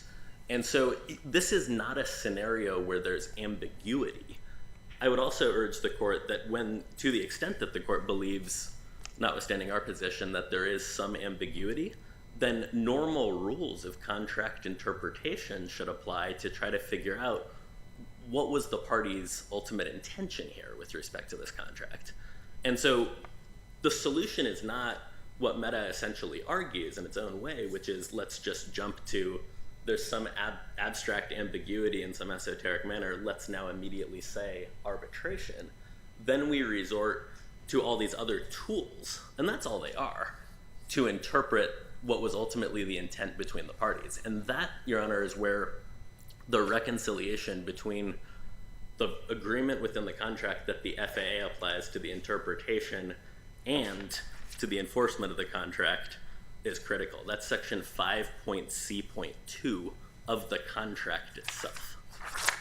And so to that end, when we have a case as we have here, where a competitor of Facebook is raising claims that exist irrespective of whether that competitor happens to, at some point in the past, had a Facebook page, that falls outside the scope not only of the plain language of the arbitration agreement that we're dealing with here, but it also falls outside the scope of the FAA itself. And that's where the district court should be affirmed on its face. But what's interesting is even if this court were to say, no, we read the contract differently from the district court, then it falls outside the scope of the FAA, and then it begs the question of whether this court has jurisdiction on appeal if it's outside the scope of the FAA, consistent with precedent like International Board of Teamsters. In all candor, I don't think the court needs to get that far to some of these questions about jurisdiction, because consistent with the district court's opinion, the contract itself just doesn't apply to these claims. Can you characterize or clarify the different types of clients that you are alleging to have lost because of Meta's statements? The parties are somewhat kind of talking past each other about the contours of your theory. Yes, Your Honor. The underlying premise of this litigation, and of course this will be developed appropriately through discovery, is that there is an entire marketplace of ad buyers, people that purchase digital advertisements on platforms like Metroplex through its own platforms, like Facebook, and of course like a number of other, perhaps including some of the most, largest companies that exist.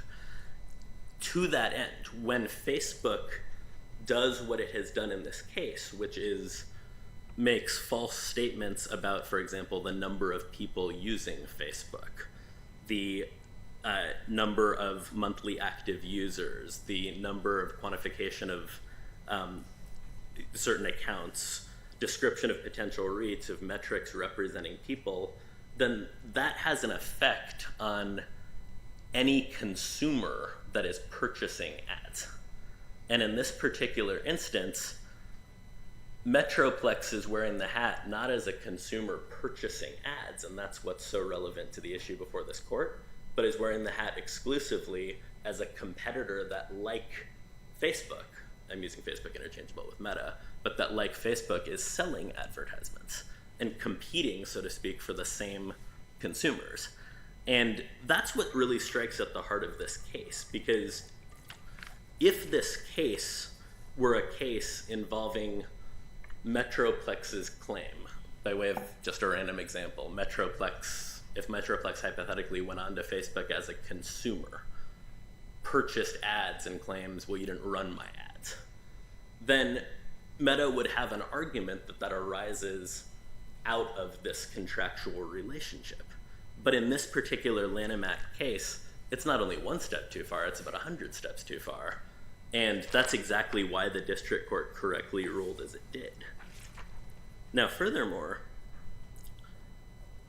we're not trying to pave new ground. There's been some suggestion in the reply brief, and Judge Feinerman alluded to it broadly today, that we're trying to basically create some novel legal theory. It's going to create some circuit splits, and that's not so.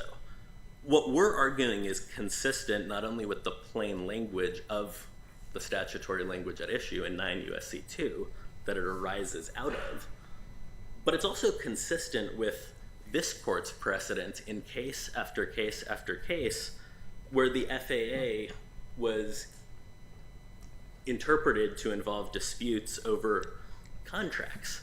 In I'm sure I'm pronouncing this wrong, but IBU local, it's a dispute over a contract's grievance procedure. Gore, the claims have to be the origin or the genesis in the underlying contract. Falkenberg involved claims with a franchise agreement. United Steel was a breach of agreement. Exelon, a collective bargaining agreement set of violations. These are all contractually based disputes, as opposed to the Lanham Act and parallel Illinois State Unfair Competition Act allegations that are at issue in this case. To that end, there is a threshold question that this court needs to address for Meta that was asked to Meta as well, and that's what the record reflects with respect to Metroplex purchasing ads in the first place. And to be crystal clear, Metroplex is not being squirrely. That was the word that was used by Judge Feinerman. This is Meta's burden to establish at the lower court level, and Meta failed to establish at the lower court level that there even is an enforceable arbitration agreement in the first place, putting aside everything else.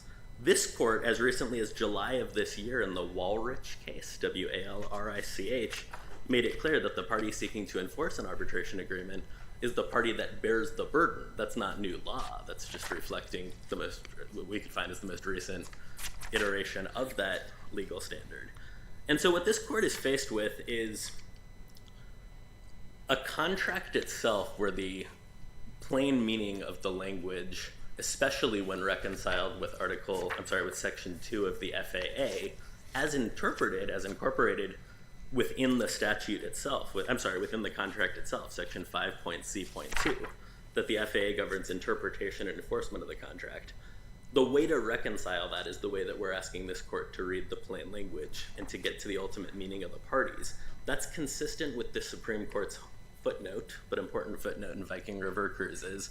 It's consistent with this court's binding precedent in Gore, and it's consistent with everything else that the district court said below. And so for all of these reasons, if there are no more questions, we would ask the court to affirm the district court's decision. Okay, thank you, Mr. Gelfin. Thank you. Judge Feinerman will give you 2 minutes.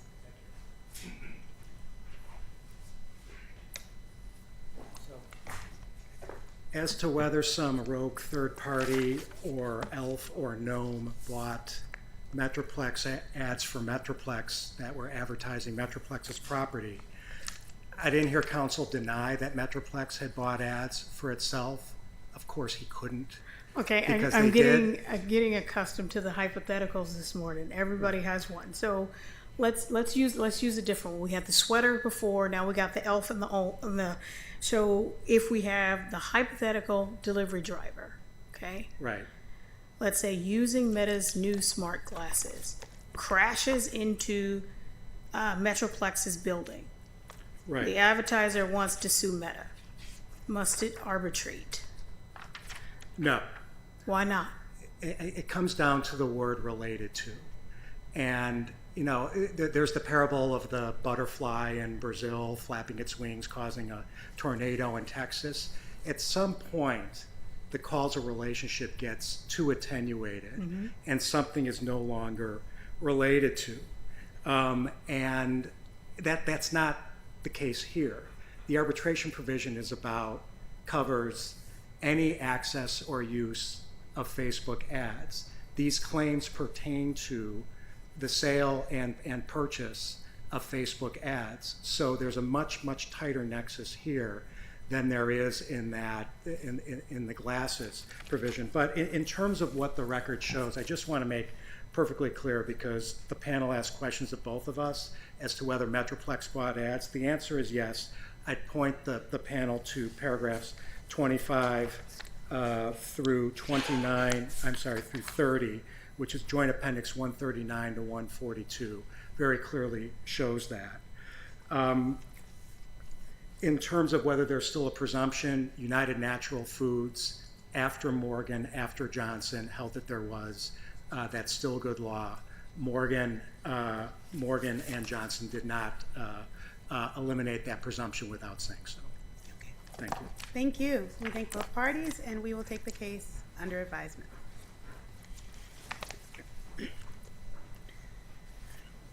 All right, we'll turn to our fourth case of the morning, which is Anderson versus United Airlines. Appeal number 24-1626.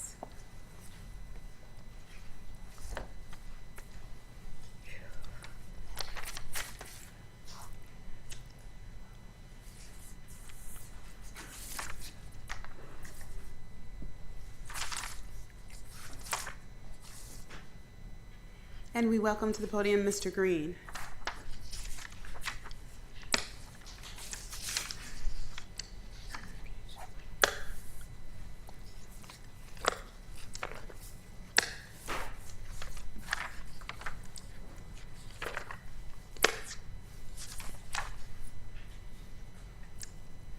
May it please the court. Good morning, Your Honors. My name is Andrew Green on behalf of Thomas Anderson and 27 other former United Airlines employees that were affected by their vaccine mandate. Here today, we're seeking to overturn the district court's order denying motion for leave to amend and dismissing the plaintiff's claims with prejudice. Today, with such limited time, we did have 12 claims for relief. I would like to discuss 5 main issues that United defends themselves on. First, although the FDCA does not explicitly allow for private right of action, one may be implied. Second, to get this implicit private right of action, when there's a due process violation, as there was here, the infringement on the fundamental right to refuse unwanted medical treatment, you can have a cause of action. Third, United is not immune from constitutional claims just because they're not a state actor in the traditional sense. They were so entwined with the federal government, thus subjecting them to liability. Fourth, the failure to exhaust administrative remedies, again in the traditional sense, does not bar all of plaintiff's claims. Fifth and finally, the district court had adopted the wrong standard for plaintiff's Title VII failure to accommodate claims. Under Title VII, disparate treatment is not treated the same, which this court has held, as disparate impact claims. As United repeatedly cites that the FDCA does not explicitly create a private right of action, the private right of action may be implicit once fundamental rights, such as the fundamental right to refuse unwanted medical treatment, is infringed upon. So there are 2 avenues which we argued in our brief, which we show a due process violation. And as the Supreme Court already held in Bivens, which we state on page 17 of our reply brief, a private right of action may be implied when there's a due process violation. First, the fundamental right to refuse unwanted medical treatment, as well as the infringement on, an equal protection clause violation. We discuss this on page 15 and 18, Cruzon, of our initial brief, as well as page 17 of our reply brief. Cruzon held that the principle of a competent person has a constitutionally protected liberty interest in refusing unwanted medical treatment, and that may be inferred from the Supreme Court's prior decisions. Cruzon also cites to Jacobson, which is repeated throughout every COVID-19 case practically, and a series of later cases which support the recognition of a general liberty interest in refusing unwanted medical treatment.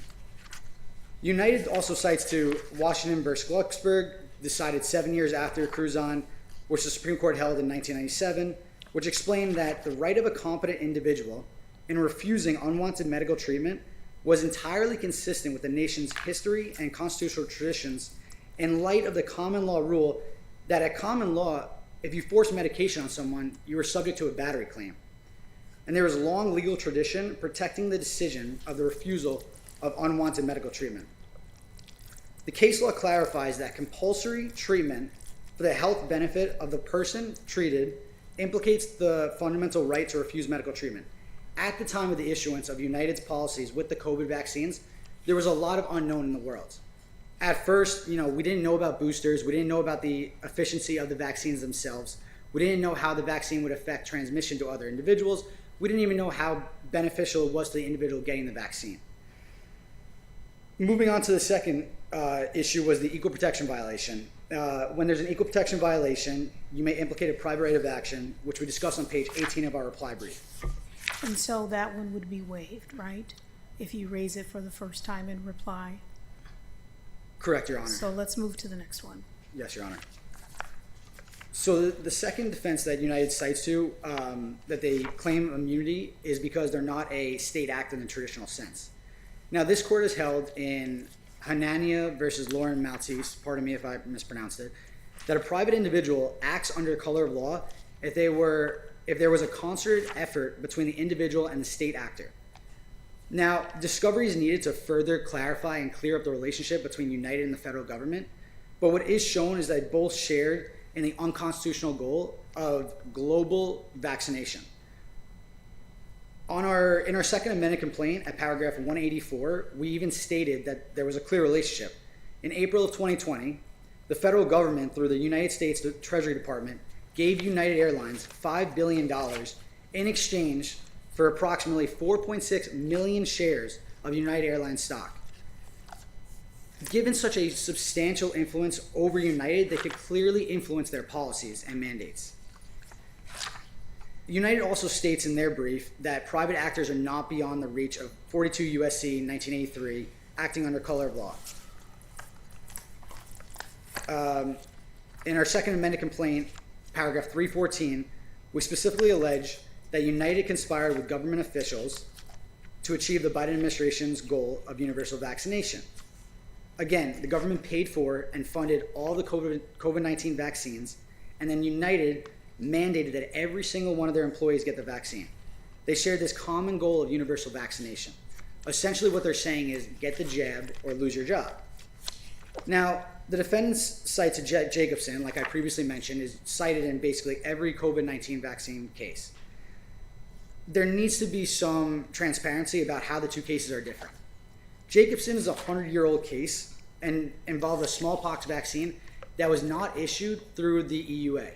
The EUA allows the issuance of a vaccine before every necessary protocol and step is taken to assure its safety and efficiency. So in Jacobson, you had the smallpox vaccine issued not pursuant to the EUA, but through regular protocols. The penalty that the Commonwealth of Massachusetts assigned to individuals that did not receive the smallpox vaccine was a forfeiture of $5. It's not lose your job, not lose your livelihood, which my clients suffered here. The COVID vaccine here was issued pursuant to the EUA. It didn't go through every single necessary protocol. Maybe we should move forward if we're not going to, because there was a finding that this argument had been forfeited. And in Benson, this court has already held that there is not a private right of action under the FDCPA.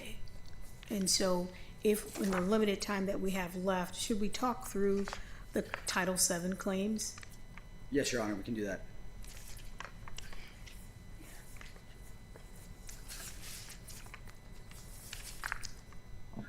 So as I mentioned previously, I think the position we stand on is that district court applied the wrong standard for the Title VII claims.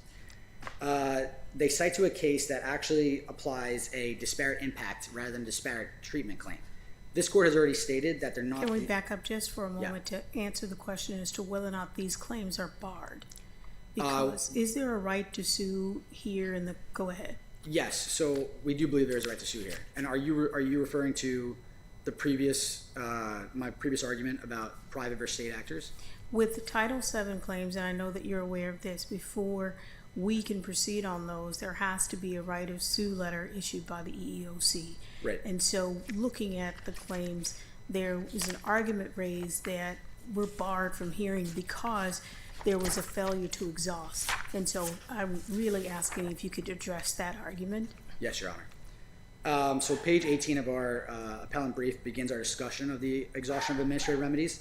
And this court has waived the requirement for the traditional exhaustion of administrative remedies, where the exhaustion causes prejudice due to unreasonable delay or an indefinite amount of time. Second, the appealing through the administrative process would be futile.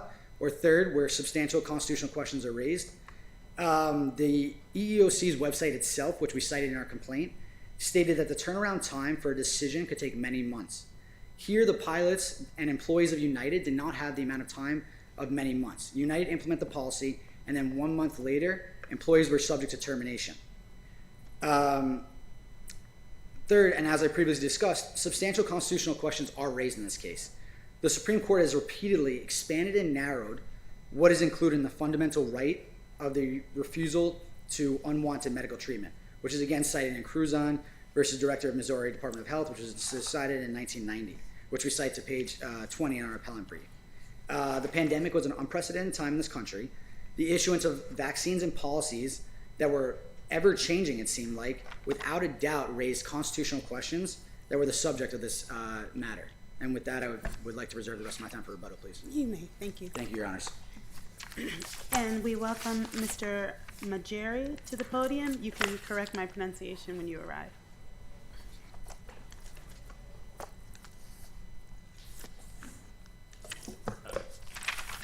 Good morning, Your Honors, and may it please the Court. Alexander Malgeri with Jones Day on behalf of the United Airlines defendants.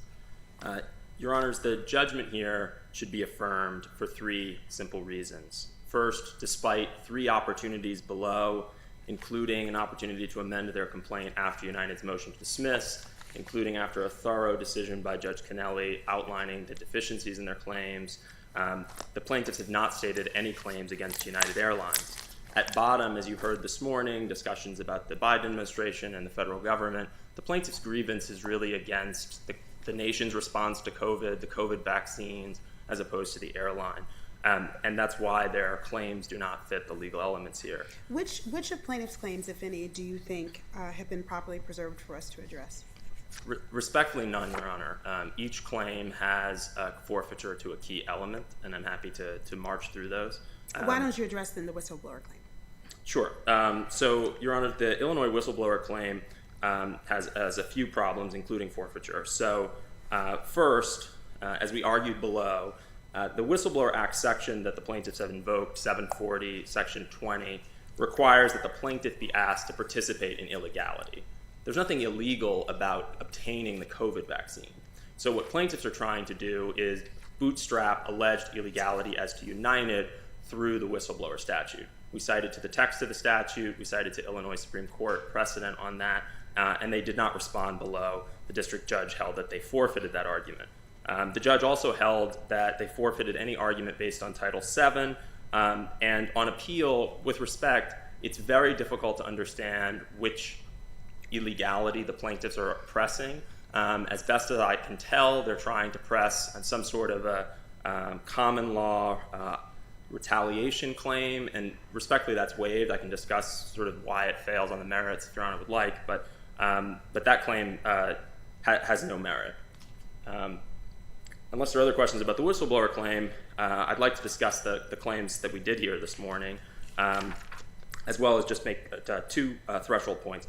So, as I was going to say, and as Judge Pryor raised, there are many issues of forfeiture here, and it's hard to imagine a more compelling case when the court should simply affirm without reaching the merits. We've outlined all of those reasons, but those problems extend to the fact that plaintiffs' briefs on appeal do not cite the record. They don't cite the complaint. So it's impossible for the court to judge the sufficiency of the allegations. And one third point, we've talked a lot about United Airlines. The plaintiffs have tried to bring 31 individual defendants into this case. They haven't argued below or here as to how any of those individuals could possibly be liable, even if they could get over forfeiture and the problems with their claims against United. And so all claims against the individual defendants need to be affirmed. The claims that the plaintiffs relied on this morning, the EUA, as one of your honors mentioned, there's no private cause of action under the EUA. Even if you got over that problem, Legion courts have held that a private employer can't be held responsible under the EUA because it applies to those who administer the vaccine, and there's no allegation here that United was actually injecting anyone with vaccines. As your honors would be familiar, that this was a system where you'd go to a pharmacy or a doctor to receive the vaccine. As to the constitutional claims, they would need a Bivens cause of action.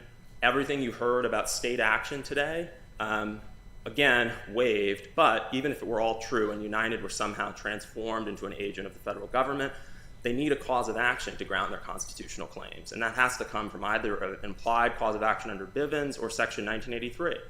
Under Section 1983, as the cases we cited, including from this circuit, as well as the Srirachi case in the Sixth Circuit held, all of their allegations are about the federal government, and this 1983 only applies to state governments. So that claim can't get off the ground. As to Bivens, I know, Your Honor, you had an argument yesterday about Bivens. Bivens has been recognized in the 8th Amendment, 4th Amendment, 5th Amendment. That's it.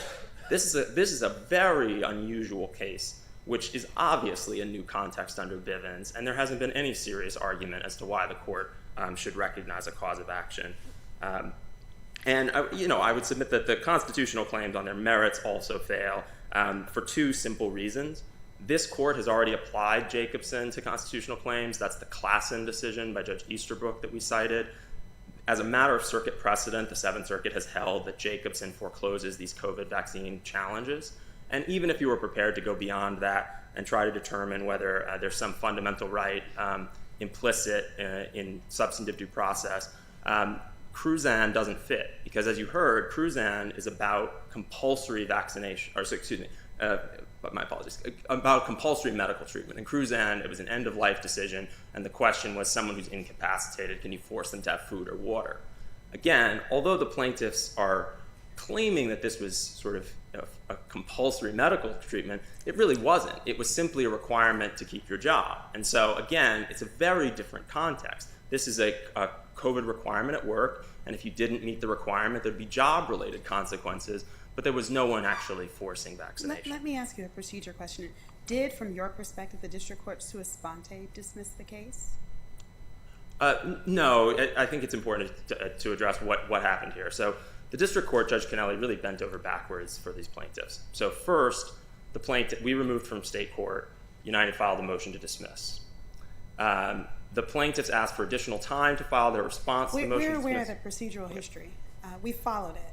I'm asking, did the district court sua sponte dismiss the case? Or do you see it as pursuant to, you hadn't filed a second motion. You had a request in one of your responses that the court dismiss the case, but there was no new motion to dismiss. Yes, both parties acquiesced. Judge Kennelly called both parties to a telephonic conference in the way the judge suggested to proceed, and that's why I was describing the posture. United's motion to dismiss was out there. I agree, that wasn't granted, but what the district court said is plaintiffs have come forward with an untimely an untimely complaint. They didn't file their opposition to United's motion to dismiss on the timeline, and they submitted a complaint which was just out of time and didn't follow the rules. So what Judge Kennelly said is, I will convert that into a motion for leave, and then he went through 2 rounds of that. So he entered a decision that was 20 pages long that said, here are the reasons why you don't state a claim, and then said, if the plaintiffs do not file a legally sufficient claim next, I will dismiss the case with prejudice. So the plaintiffs knew that. Again, I can represent to the court because I attended them. We had telephonic conferences with plaintiffs' counsel. There was never an objection to this way of proceeding. I think it was eminently fair because the plaintiffs had, again, the benefit of United's dismissal motion. So the answer yes? Did the district court sua sponte dismiss the case? I guess in a manner of speaking, yes. Your Honor, what the court determined was, I think probably the most precise way to describe what the district court said is, he would not grant them leave to amend because neither of the proposed complaints stated a claim for relief. And so because there was no case or complaint to be in front of the court, then the court said, well, I'm entering judgment for the defendants. Your Honors, we talked about exhaustion. Exhaustion, again, is an independent bar to all of the Title VII claims, and you haven't heard any substantial argument on the other side about that. I think the only argument that plaintiffs have made with respect to exhaustion is simply that the court should draft some sort of exception. Well, Congress has a very clear scheme. Exhaustion is required. Plaintiffs have admitted that not all their plaintiffs have gotten their right to sue letters. And again, they've had many, many opportunities to rectify that and have chosen not to. We'd also submit that the Title VII claims fail for the reasons that the district court gave. Unless there are other questions, Your Honor, we would request that the court affirm the judgment of dismissal. We did not touch on the invasion of privacy argument. I believe that one might have been preserved and not forfeited regarding the face mask as well as the postcards. Sure. Didn't address because plaintiffs hasn't raised it, but happy to. So there actually is a forfeiture issue They there. did raise it in their... No, I'm sorry. This morning. Right. Okay. So there is a forfeiture problem with that in that the plaintiffs did not respond to United's argument that the postcards themselves don't disclose any private fact. So the postcards at issue simply stated that you are an individual who has not yet uploaded your vaccination records. So that would equally apply to someone who was vaccinated but hadn't yet uploaded it, as well as someone who's unvaccinated. We made that argument. The plaintiffs have been crystal clear in their appellate brief that their only argument as to private fact is that vaccination status is a private fact. And so that claim can't get off the ground, both because it was forfeited below on that issue, but also because it's not a private fact. We'd also argue it fails on the publicity element.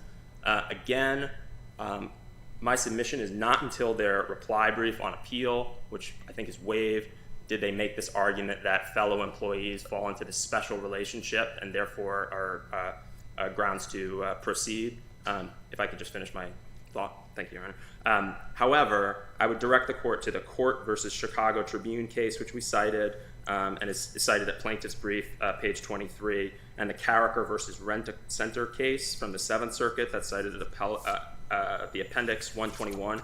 Those cases clearly say that individuals who have a natural and proper interest to receive information can't be subject to the special relationship exception. So in other words, if an employee at United needs to know whether someone has uploaded their records, disclosing to that individual is not a public disclosure. Okay, thank you, Mr. Malgeri. Thank you, Your Honor. Mr. Green, you had 42 seconds. We'll give you, we were asking you some questions at the end there, so 2 minutes. I appreciate it. Thank you, Your Honor.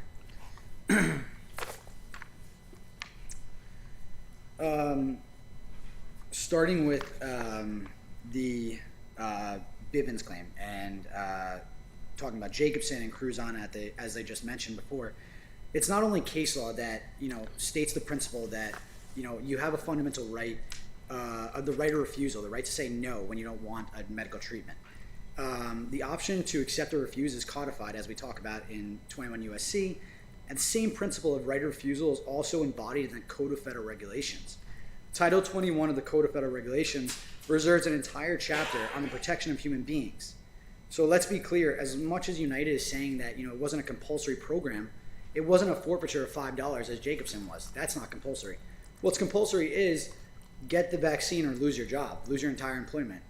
Some of my clients, ended up without their homes, had to forfeit their entire lives. Setting apart the voluntariness aspect, jurisdictions around the country, the 6th, the 9th, the 10th, the 11th, have begun recognizing exemptions from COVID vaccines and the vaccine mandate programs. There is no greater antithesis to reasonable accommodations than either getting the vaccine or losing your entire jobs. Touching upon in the last minute the invasion of privacy that opposing counsel had just discussed, we do believe, in fact, that there was an invasion of privacy with such delicate details, such as one's vaccination status. We start this discussion on page 27 of our reply brief that private information does not need to be absolutely secret to be protected. Medical records and medical information is confidential. To access one's medical records from a doctor or facility, there are protocols that confirms one's identity. You have to sign off on consent sheets and authorization forms. Do you disagree with the connotation, though, or the representation by counsel on the other side that the information that was focused on by you in the opening brief was on vaccination status? So I do agree with opposing counsel on that fact, and we do concede, as we talked about in our reply brief, that the second amended complaint does not substantively change anything from the first amended complaint. However, our position here is that we did not need to change anything substantively because there are multiple, not just one, claims for relief, which we have well pleaded. In finding vaccination status, they're trying to undermine how confidential... Thank you, counsel. Pardon me? Thank you. Thank you. All right, well, we thank both attorneys, and we will take the case under advisement.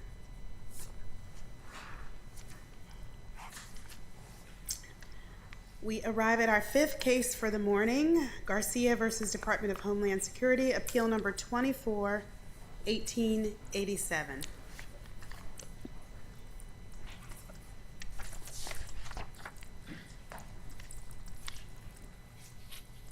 And it looks like Mr. Mungo has arrived remotely. Mr. Mungo, can you hear us well? I can. Okay. And good morning, Your Honors. You may begin when you're ready. Okay, thank you very much. So, Your Honors, this case is a case in which the wrong standard was applied in dismissal of a race discrimination count in a 3-count complaint, which contained a count of retaliation and hostile environment. The hostile environment was the only count that went to trial. And I know that you've read the briefs, and I just want to point out some facts that I think is significant, because we did not reply to the appellee's response. And that would be, there is an assertion by both the court, the district court, as well as the defendants, that somehow we waived our argument and failed to address facts and legal arguments regarding certain events that took place that we believe constituted both discrete acts as well as acts that would fit in the category of the creation of a hostile environment. And that's simply not true. And I would just, for the record, reference the court to a docket 38, and which is plaintiff's response to defendant's rule 56.1 statement of undisputed facts, and then plaintiff's additional facts. And also docket 39, which would be plaintiff's memorandum brief in response to the defendant's motion for summary judgment. And in those documents, and I can be even a little bit more specific in terms of some of the paragraphs that some of these, well, I think just for purposes of defendant's docket number 39, plaintiff's exhibit 1, which we provide plaintiff's excerpts from plaintiff's deposition transcript, which itemizes and details a lot of the facts supporting the plaintiff's claims of discrimination based upon those acts. And the argument was that we didn't address it. And we obviously did. And therein, the cites to the record that I just gave you is evidence of that. And we would like the court to certainly take that under consideration. Other than that, fundamentally, the court, the district court, just used the wrong standards in light of Muldrow. And the defendants argue that there are 3 main categories upon which an adverse action can be established or must be established. And they limited plaintiff appellate to the second category, which states that there has to be some sort of transfer similar to— Mr. Mungo, I'm going to jump in here. Let's just assume that we buy your argument that the evaluation scores do constitute some harm. Where is the record evidence that those scores were based on an impermissible animus? Well, it's the only evidence that we have is, of course, the copies of the evaluations are in the record, but plaintiff testified, I think, in great detail about his conversation with his supervisor, who explained to him how he went about constructing and putting the evaluation, performance evaluation together, which varied from the standards and the practices that were followed by the agency. And of course, is there any record evidence that this particular supervisor used that method only for your client, or did he just do his own thing with everybody? Where is the comparator evidence? You necessarily don't need comparative evidence anymore under Ortiz, but I'm just looking for anything in the record that shows that these scores from this supervisor was based on national origin. Because I don't see it, frankly, Mr. Mungo. Well, it's not just that, Your Honor, but it's also the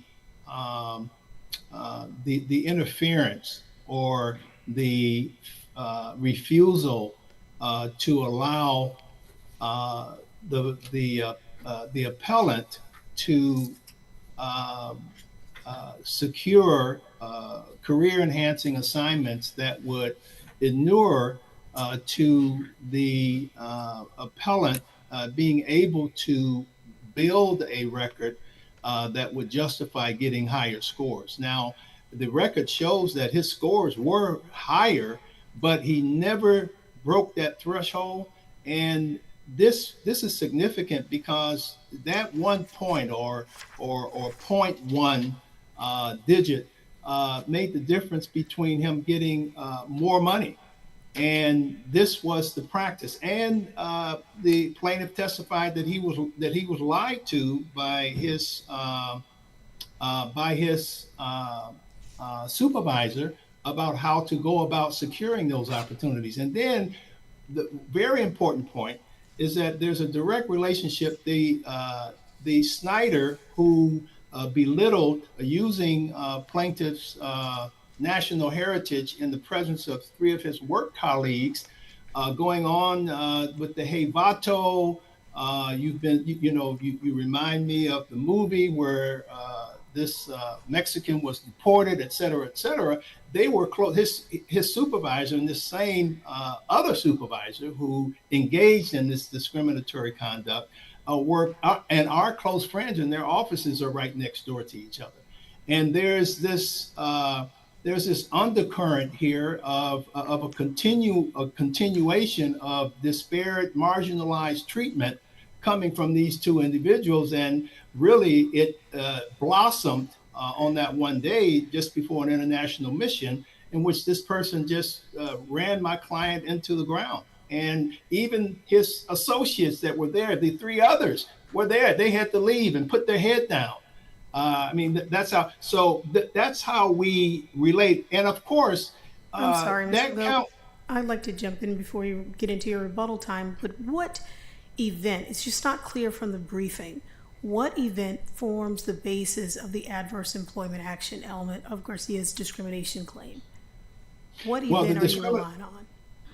Absolutely. The discrimination claim that can be found in docket 43, page 12, where the district judge says she lays out the basis of the discrimination claim. The plaintiff was deprived of an opportunity to receive greater financial compensation due to low scoring on performance evaluations, and prevented from opportunities for assignments that would help him to increase his score by serving as a mentor and as a lead on different missions. So I just want to make sure that those are those your two that you're asserting for purposes of appeal?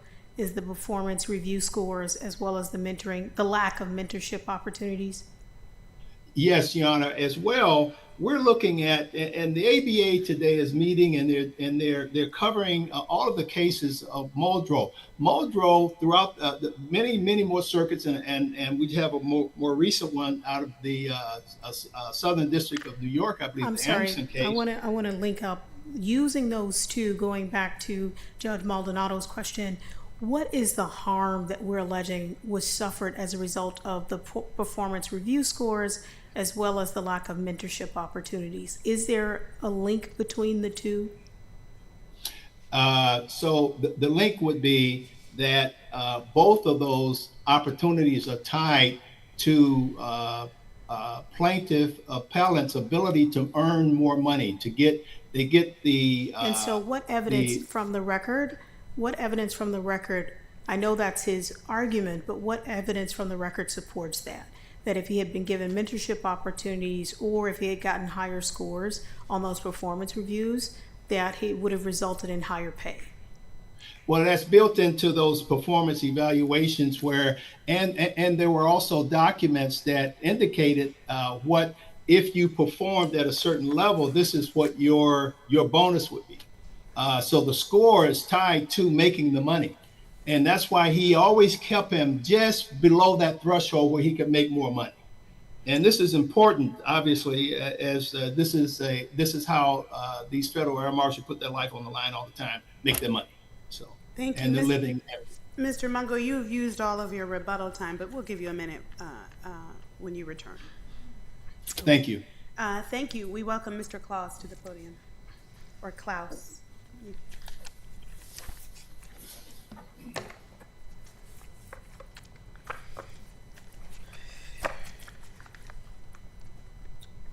May it please the court, counsel.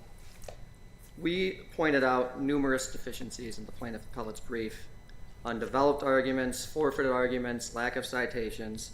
To reverse the district court would mean adopting arguments appellate did not develop, relying on evidence he does not cite and indeed does not have. Taking a look at the district court's decision on summary judgment. Can we just pick up right where we left off on the two adverse employment actions now that we've drilled down that there's two, the performance reviews as well as the mentorship opportunities? What we've heard from counsel this morning is that those two opportunities limited his ability to get higher pay. Is there anything in the record that supports that argument? There is not, Your Honor, and at a preliminary level, starting with the mentorship opportunities. Yes. Those are among a sort of category of alleged adverse employment actions that occurred in the year 2020 and beyond. So the incident itself occurred in 2018. The mentorship opportunity that he complained about was in September 2021. So it's a matter of 3 years later. We argued at summary judgment that that claim had been forfeited. It had not been exhausted. And the district court agreed it had not been exhausted. And the plaintiff did not address our argument regarding exhaustion. So the district court adopted our argument, not exhausted, and it was not raised in his appellate brief either. So that can easily be dismissed, setting aside the fact that there's actually no record evidence other than Mr. Garcia's testimony that securing these mentorship opportunities would have had any effect on his pay. In terms of the performance reviews, the district court again articulated quite clearly why those do not, quote, count as adverse employment actions. And there were two reasons. The first is that the scores are objectively high. I mean, he was receiving good scores before the incident. He was receiving good scores after the incident. In fact, his scores have improved. He's doing a good job as a federal air marshal. There are instances, said the district court, in which a plaintiff could argue, yes, I had good scores, but they should have been higher. But you need evidence to support that. You need admissible evidence. And all Mr. Garcia offered was his own opinion testimony. And the court spelled out on, it's the short record on appeal at 27 and 28, what sorts of evidence Mr. Garcia could have marshaled but failed to do so. Documents or authoritative testimony regarding TSA evaluation policies, none. Documents or testimony regarding Mr. Gengler, that was his supervisor, his evaluation matrix, none. Paperwork associated with Mr. Garcia's evaluations, none. Paperwork regarding evaluations of similar situated employees. He offered none of that, despite, in the court's words, its presumptive availability to Mr. Garcia during the discovery process. So, all he's left with is his own opinion, which is not uncommon among any employee, that his evaluation scores should have been higher. One more thing about the evaluation scores. When asked at this deposition which scores he thinks should have been higher, the answer was all of them.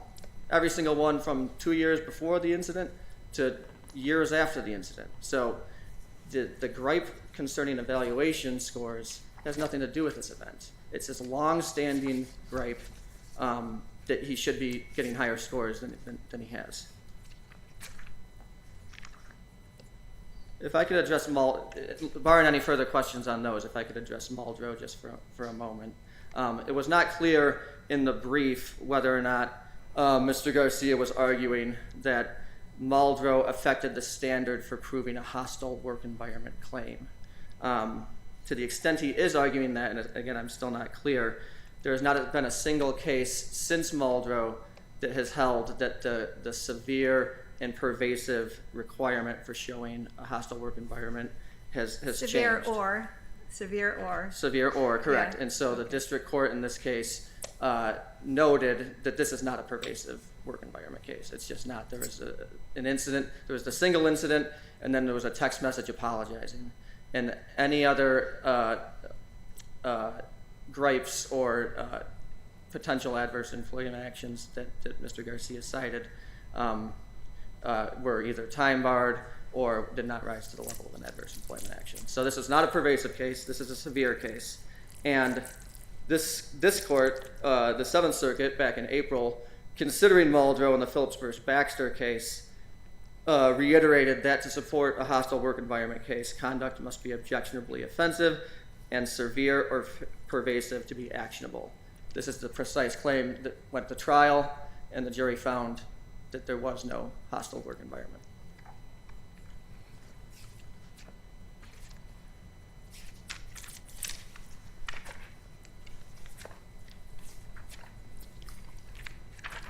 In terms of the pretrial rulings, which were the second issue raised in the appellant's brief, plainly there's no abuse of discretion here. The district court carefully spelled out its reasoning, and not only was it not abuse of discretion, it was correct to exclude the evidence that we asked to be excluded. So unless the court has further questions, we ask that you affirm both the district court's summary judgment rulings and its pretrial rulings. All right, thank you, Mr. Klaus. Mr. Mungo, we'll give you 1 minute. Thank you, Judge. So the docket 43, page 14, second paragraph, spells out in detail the plaintiff's deposition testimony in which he explains and articulates what was his investigation into the method and the system of putting the performance evaluations together. As well, docket 38 and docket 39 is just replete with references to transcripts and other documents that support plaintiff's claims that counsel just indicated that we did not provide any evidentiary support for. Testimony is evidence. And that, because that count was dismissed, and we believe it had a spillover effect on a no cause of our hostile environment claim by the jury. And on the issue of the claims allegedly that we waived, these incidents are incidents that we argued that grew out of the administrative charges.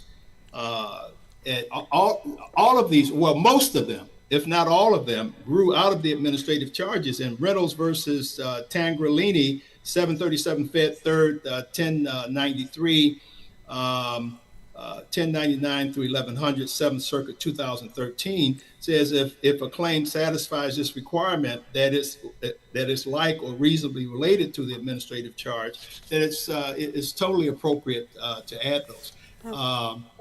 All right, Mr. Mojo is being Mr. adopted Mungo? by yes.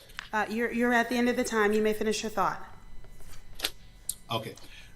Just simply saying that Muldrow makes no mistake or produces no doubt that that lesser standard grows out of the plain language of Title VII. And it is applicable to hostile environment claims as well. And we have a case of McNeil out of the Sixth Circuit, which was decided in September of 2024, long after the case that counsel cited in the Seventh Circuit there. And I believe that all the circuits are ultimately going to wind up on the same side of the bank as the Sixth Circuit and a number of other circuits who have adopted and expanded the category of finding adverse actions, expanding that and lessening the burden on plaintiffs to prove adverse actions. Thank you, Mr. Mungo. We thank both parties, and we will take the case under advisement. Thank you, Your Honor. Thank you very much.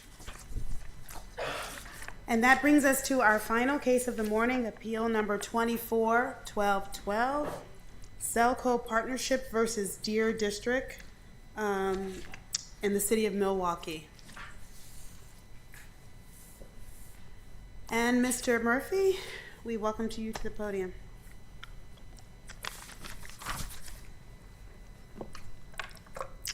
Good morning, Your Honors, and may it please the court. My name is Dan Murphy. I represent Deer District LLC. Deer District asks this court to reverse the district court's decision ordering the city of Milwaukee to issue permits to Verizon so that Verizon can install utility poles and small cell devices in the plaza that Deer District... I'm going to ask a very practical question. Sure.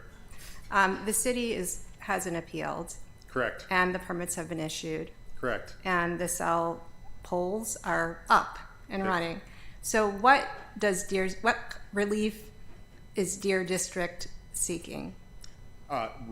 Invalidation of the permits, which will require Verizon to remove the poles. And you think that you have standing to raise this claim? Yes, despite the city of Milwaukee's lack of an appeal here? Yes, Your Honor. I guess let me take that in two different ways. To the extent Your Honor's looking to the preemption argument by Verizon, I can address that, or I can address the fact that we're merely trying to enforce our rights under the lease with the city. That was the reason that we intervened in the district court action. We asserted those rights there. We maintained then as now that they... Right. But the TCA holding is there and... Correct. Yeah. So there's no authority for the proposition that the TCA violation could trump private parties' property rights. And such a result is inconsistent with the purpose of the TCA. The TCA left the siting of small cells and utility poles for installation of small cells to the states. Wisconsin did that. It enacted Section 660414, which clearly states that those poles may only be installed in rights of way. And under subsection 8 of that statute, it expressly says that private property cannot be the location of any small cells. And so the combination of those two, Your Honor, preserve our ability to enforce our rights under the lease, notwithstanding the city's failure to support its denial of the permit applications with substantial evidence, which was the only violation of the TCA that the district court found. So there's no substantive conflict between the violation of the TCA and our ability to enforce our rights under the lease. And I would also offer the hypothetical that we did in our briefing, Your Honor, that the result advocated by Verizon, the instance possible by your question is that a city could mistakenly approve the installation of a small cell in a private residence. And if it only belatedly determines that that is what it did, that it mistook the location of the small cell, under Verizon's view, that would mean that there is no recourse for the private property owner. Again, that's inconsistent with the balance struck under the TCA. It's inconsistent with the text of 660414. Let me add to Judge Maldonado's question. Why did Deer District not seek a stay pending appeal earlier in the litigation? A number of reasons, Your Honor. I guess the most practical one is we believe that we do have standing to have them removed over time. We believe we've preserved our ability to pursue this relief at this point, which will address our broader concern, Your Honor, which is Verizon is, of course, not the only wireless provider. It's not the only utility provider. And if others seek to do what Verizon did in this case, that will not only erode and... No, but why not address the issue at the moment the district court says the city can issue these permits? And the city has to do it immediately. Time's running out. I guess, Your Honor, for the practical reason of we had filed an appeal and sought to pursue that process. I don't think that the installation of the poles had such an immediately disastrous effect to the property that there wasn't that concern. They can be removed. It's really preserving our rights under the lease. That's our main concern. And also to avoid the consequences of the district court's decision in interpreting section 660414 so broadly. Okay. Now, you talked about inconsistencies earlier. So on that idea, we have Ogden in the Third Circuit, which cautions against allowing an in-run against the TCA, okay, by elevating zoning authority, this quote, zoning authority over congressional policy, end quote. And then you've got the Sixth Circuit in T-Mobile similarly saying it could affirm a violation of the TCA despite the presence of state laws. So tell us how this case is different from Ogden and T-Mobile. Certainly. Ogden, so first of all, in both cases, it was an appeal by the municipality regarding the TCA violation, so that's one distinction, and that relates to the other distinctions, which are, in Ogden, How does that distinction help you? So that distinction helps me, Your Honor, because I'm not appealing the TCA violation. I'm not saying that the city provided substantial evidence, and I don't need to prove that to this court in order to prevail. What I need to show is that my client holds the rights to control commercial activity in the plaza, improvement of the plaza, and use of the plaza. But the injunction was issued under the TCA, right, against the city. So what happens if we were to rule for you? I mean, I'm just not getting this from a procedural standpoint and from a standing issue. The city chose not to join you in this appeal, and they're going to be bound by that injunction, even if we were to rule for you on your property rights arguments. So it feels very advisory to me. And I'm concerned about standing and redressability of what you're asking us without the city of Milwaukee next to you. So respectfully, Your Honor, the district court put the cart before the horse. Before the TCA could apply, it needed to find that the site proposed for the permit was a permissible location for the poles to be installed. That's the balance between the TCA and the state legislature's enactment of 660414. The district court didn't do that. It looked to the TCA, found a violation of the procedural requirements of the TCA, and I will discuss at some point the errors in the court's analysis of whether or not the plaza qualifies as a right-of-way. But to your point, and to the point about why Ogden and T-Mobile are inapplicable here, it's because we are not alleging that our property rights make it that the substantial evidence existed, right? We're not saying that, we're not arguing anyways, that the city did not violate the TCA. What we're saying is the TCA didn't apply because it is our property rights, our property rights make clear that this was never a site that could be developed for small cells. Would the argument change if there was a finding that that the plaza is not a right-of-way? and I'm looking at that Wisconsin statute in particular, similar property, that this plaza would not qualify under that Wisconsin statute to be a right-of-way. I want to make sure I understand your question. Are you saying would my argument be different if it was not a right-of-way? Yes. So I guess if the plaza is not, that is what I'm arguing. If the plaza is not a right-of-way, then the TCA doesn't apply. It's not a site available for small cell development. So the application for a permit there fails under that step before you even get into the question of whether the city appropriately evaluated. That's what I was trying to give you a softball so we can move to the next issue. Sure, I appreciate that, Your regards Honor. to the right-of-way. And I do want to reserve time for rebuttal, so I think I'll stop there. Okay. Thank you. You're welcome. Mr. Ruck.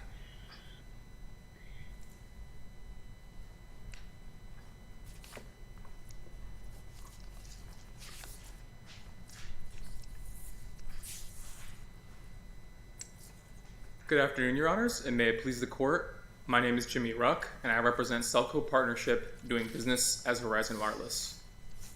The District Court's ruling that the city's permit denials violated the Communications Act, which the city did not appeal, and Deer District does not challenge on appeal, forecloses Deer District's arguments on appeal that the city lacked authority to grant its permits.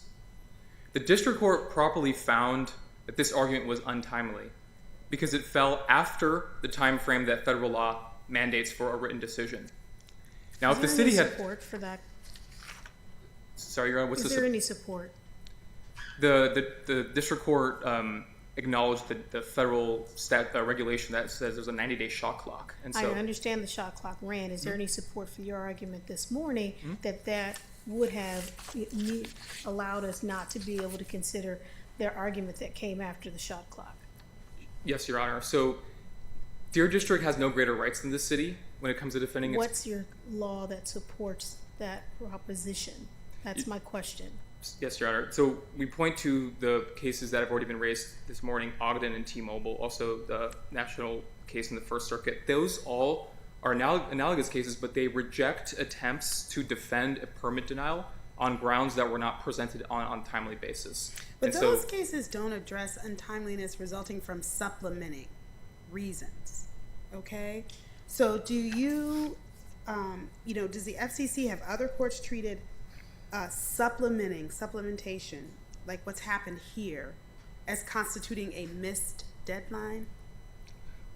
Your Honor, if I'm understanding what you mean by supplementing, Here they added a reason. They added a third reason. The city added a third reason for...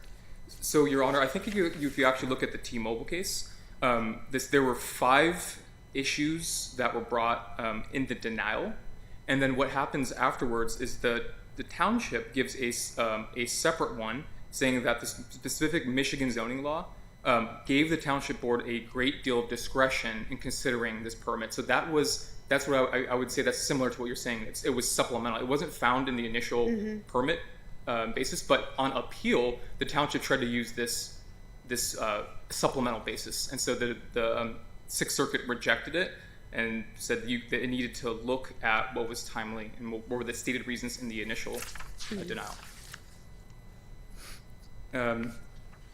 So, regardless of this whole argument about that Deer District's foreclosed from raising the argument that the city lacked the authority to grant the permits, I also believe that the district court correctly found that the public plaza has always been and remains a right-of-way in which the city had the authority to grant small cell permits.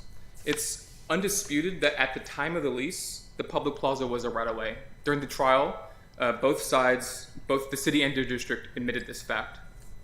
And so therefore the burden is on Deer District to show that the lease changed the nature of the public plaza. Deer District... Let's look at that lease, E2 in particular, where E2, dealing with utilities, if we accept the proposition that these were utilities, WCD acknowledged here, Deer, that the owners of the utility facilities could come on to that property for repairs and replacement. And so where within this language were your clients permitted to come on and put up new small cell poles? So, Your Honor, several things that I would point to. First off, the the lease repeatedly, and that's in the recital section C in 4E1, and I'll read these out. It repeatedly affirms that this is a right-of-way. So it's a public right-of-way, and this court should start from the premise that the city, which has police powers, the Seventh Circuit has recognized, and the Supreme Court has recognized that one of the core police powers is the regulation of utilities. So this is a public right-of-way, and the city has zoning authority, and one of the key aspects of that is the right to grant or deny these type of utility permits. So the city has that existing authority. This is a public right-of-way. Section 4C says, recital section C says the city holds the right-of-way known as the 4th Street Pedestrian Mall. 4E1 says this is the WCD acknowledges that the city holds this pedestrian mall as a public right-of-way. I also would point you to Section 17A of the lease, which my friend on the other side doesn't actually, I think, erase or address in the reply brief. And again, it says that because the city holds this public plaza as a public right-of-way, the premises are property tax exempt. And then the final point I think that I'd really draw this court's attention to is Section 15B of the lease. And this is a very broad granting or acknowledgement that the city has the authority to grant permits here. So in 15B, it's titled encumbrances. Is a suggestion then where you're headed? They have this language in the contract. The city wasn't permitted to even do, basically giving away their power? Is that where you're headed? Your Honor, that's an independent basis. We did touch upon that on our brief. And so can I redirect you then back to my question? What do we do with this language in E2? You've moved on to police powers, but I want you to answer my question. Your Honor, so E2, all that it's doing there is just acknowledging existing utility owners' right to be able to access the facilities. It's not granting any new rights there. It has no impact on the city's existing authority to grant or deny permits. And so that's the only function of 4E2. And that's why I think 15B really codifies that understanding, because it says the city retains the right to devote portions of these premises for utilities, as described herein. And then the other part of the language, which is very powerful, is the city also retains the right to devote portions of the premises for other easements necessary for the public welfare and convenience. And that is that catch-all phrase, I think, that clearly just reaffirms that the city had the existing authority to grant or deny permits, and nothing in the lease took that authority away. Did you already address Wisconsin's small wireless facility statute, section 66? So what if we disagree with you and we find that under that statute the plaza is not a right-of-way? What authority can you point to that the city had to grant the permit? So, Your Honor, I'll address your specific question and then add some more points. So if you disagree with that the pedestrian mall is a right-of-way under that small cell statute, which we disagree with, you would then turn to the argument that the city cannot contract away its police powers. So that's addressed in our brief. But both the Supreme Court and the Seventh Circuit have just recognized that granting of utilities is a core police power. The city can't contract away that specific right. And I would also just say that when you look at Section 332 of the Communications Act, it contemplates local and state governments engaged in the review of citing applications. It doesn't say anything about private parties. I also would say that the small cell statute, Your Honor, similarly is addressing local and state actors, government actors, providing review of these small cell facilities. So it has nothing. It's not even contemplating the possibility that a private entity like your district would have the authority to grant or deny permits.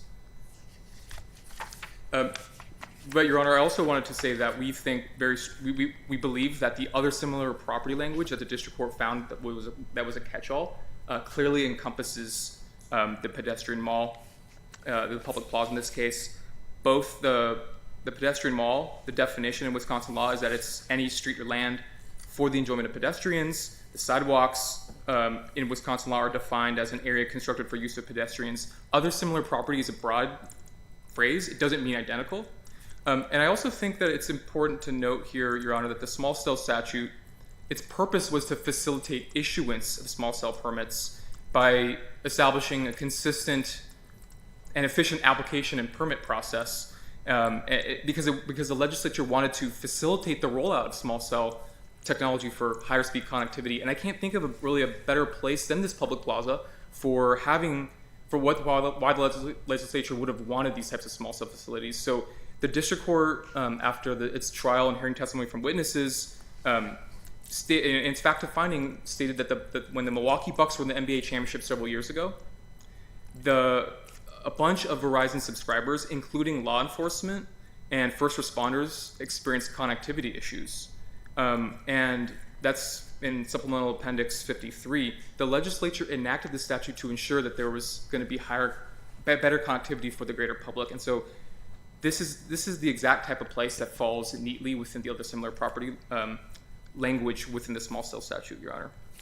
I would just want to end with the final point that the district can't point to a single point or aspect of the lease whereby the city actually contracted away its authority to issue permits for small wireless facilities, because that's just an existing right that it had.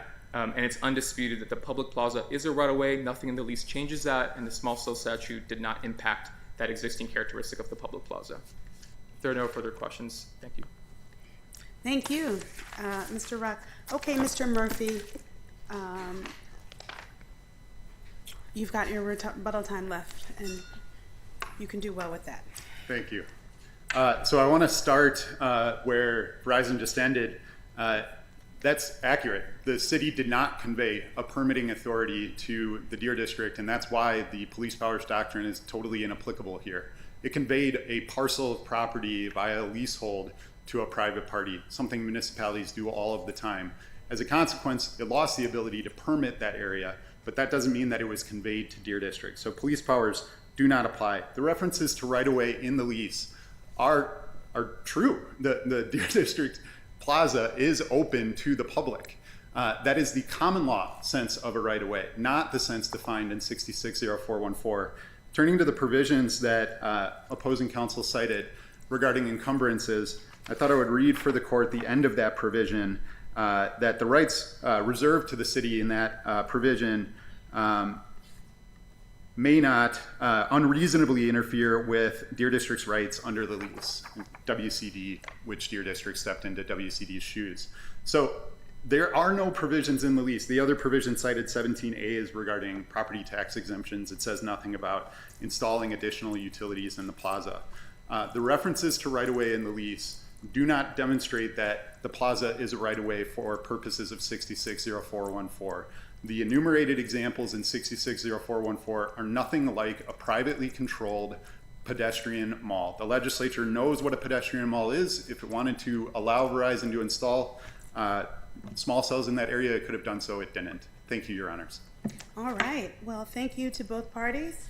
We'll take the case under advisement. And that concludes our session this morning.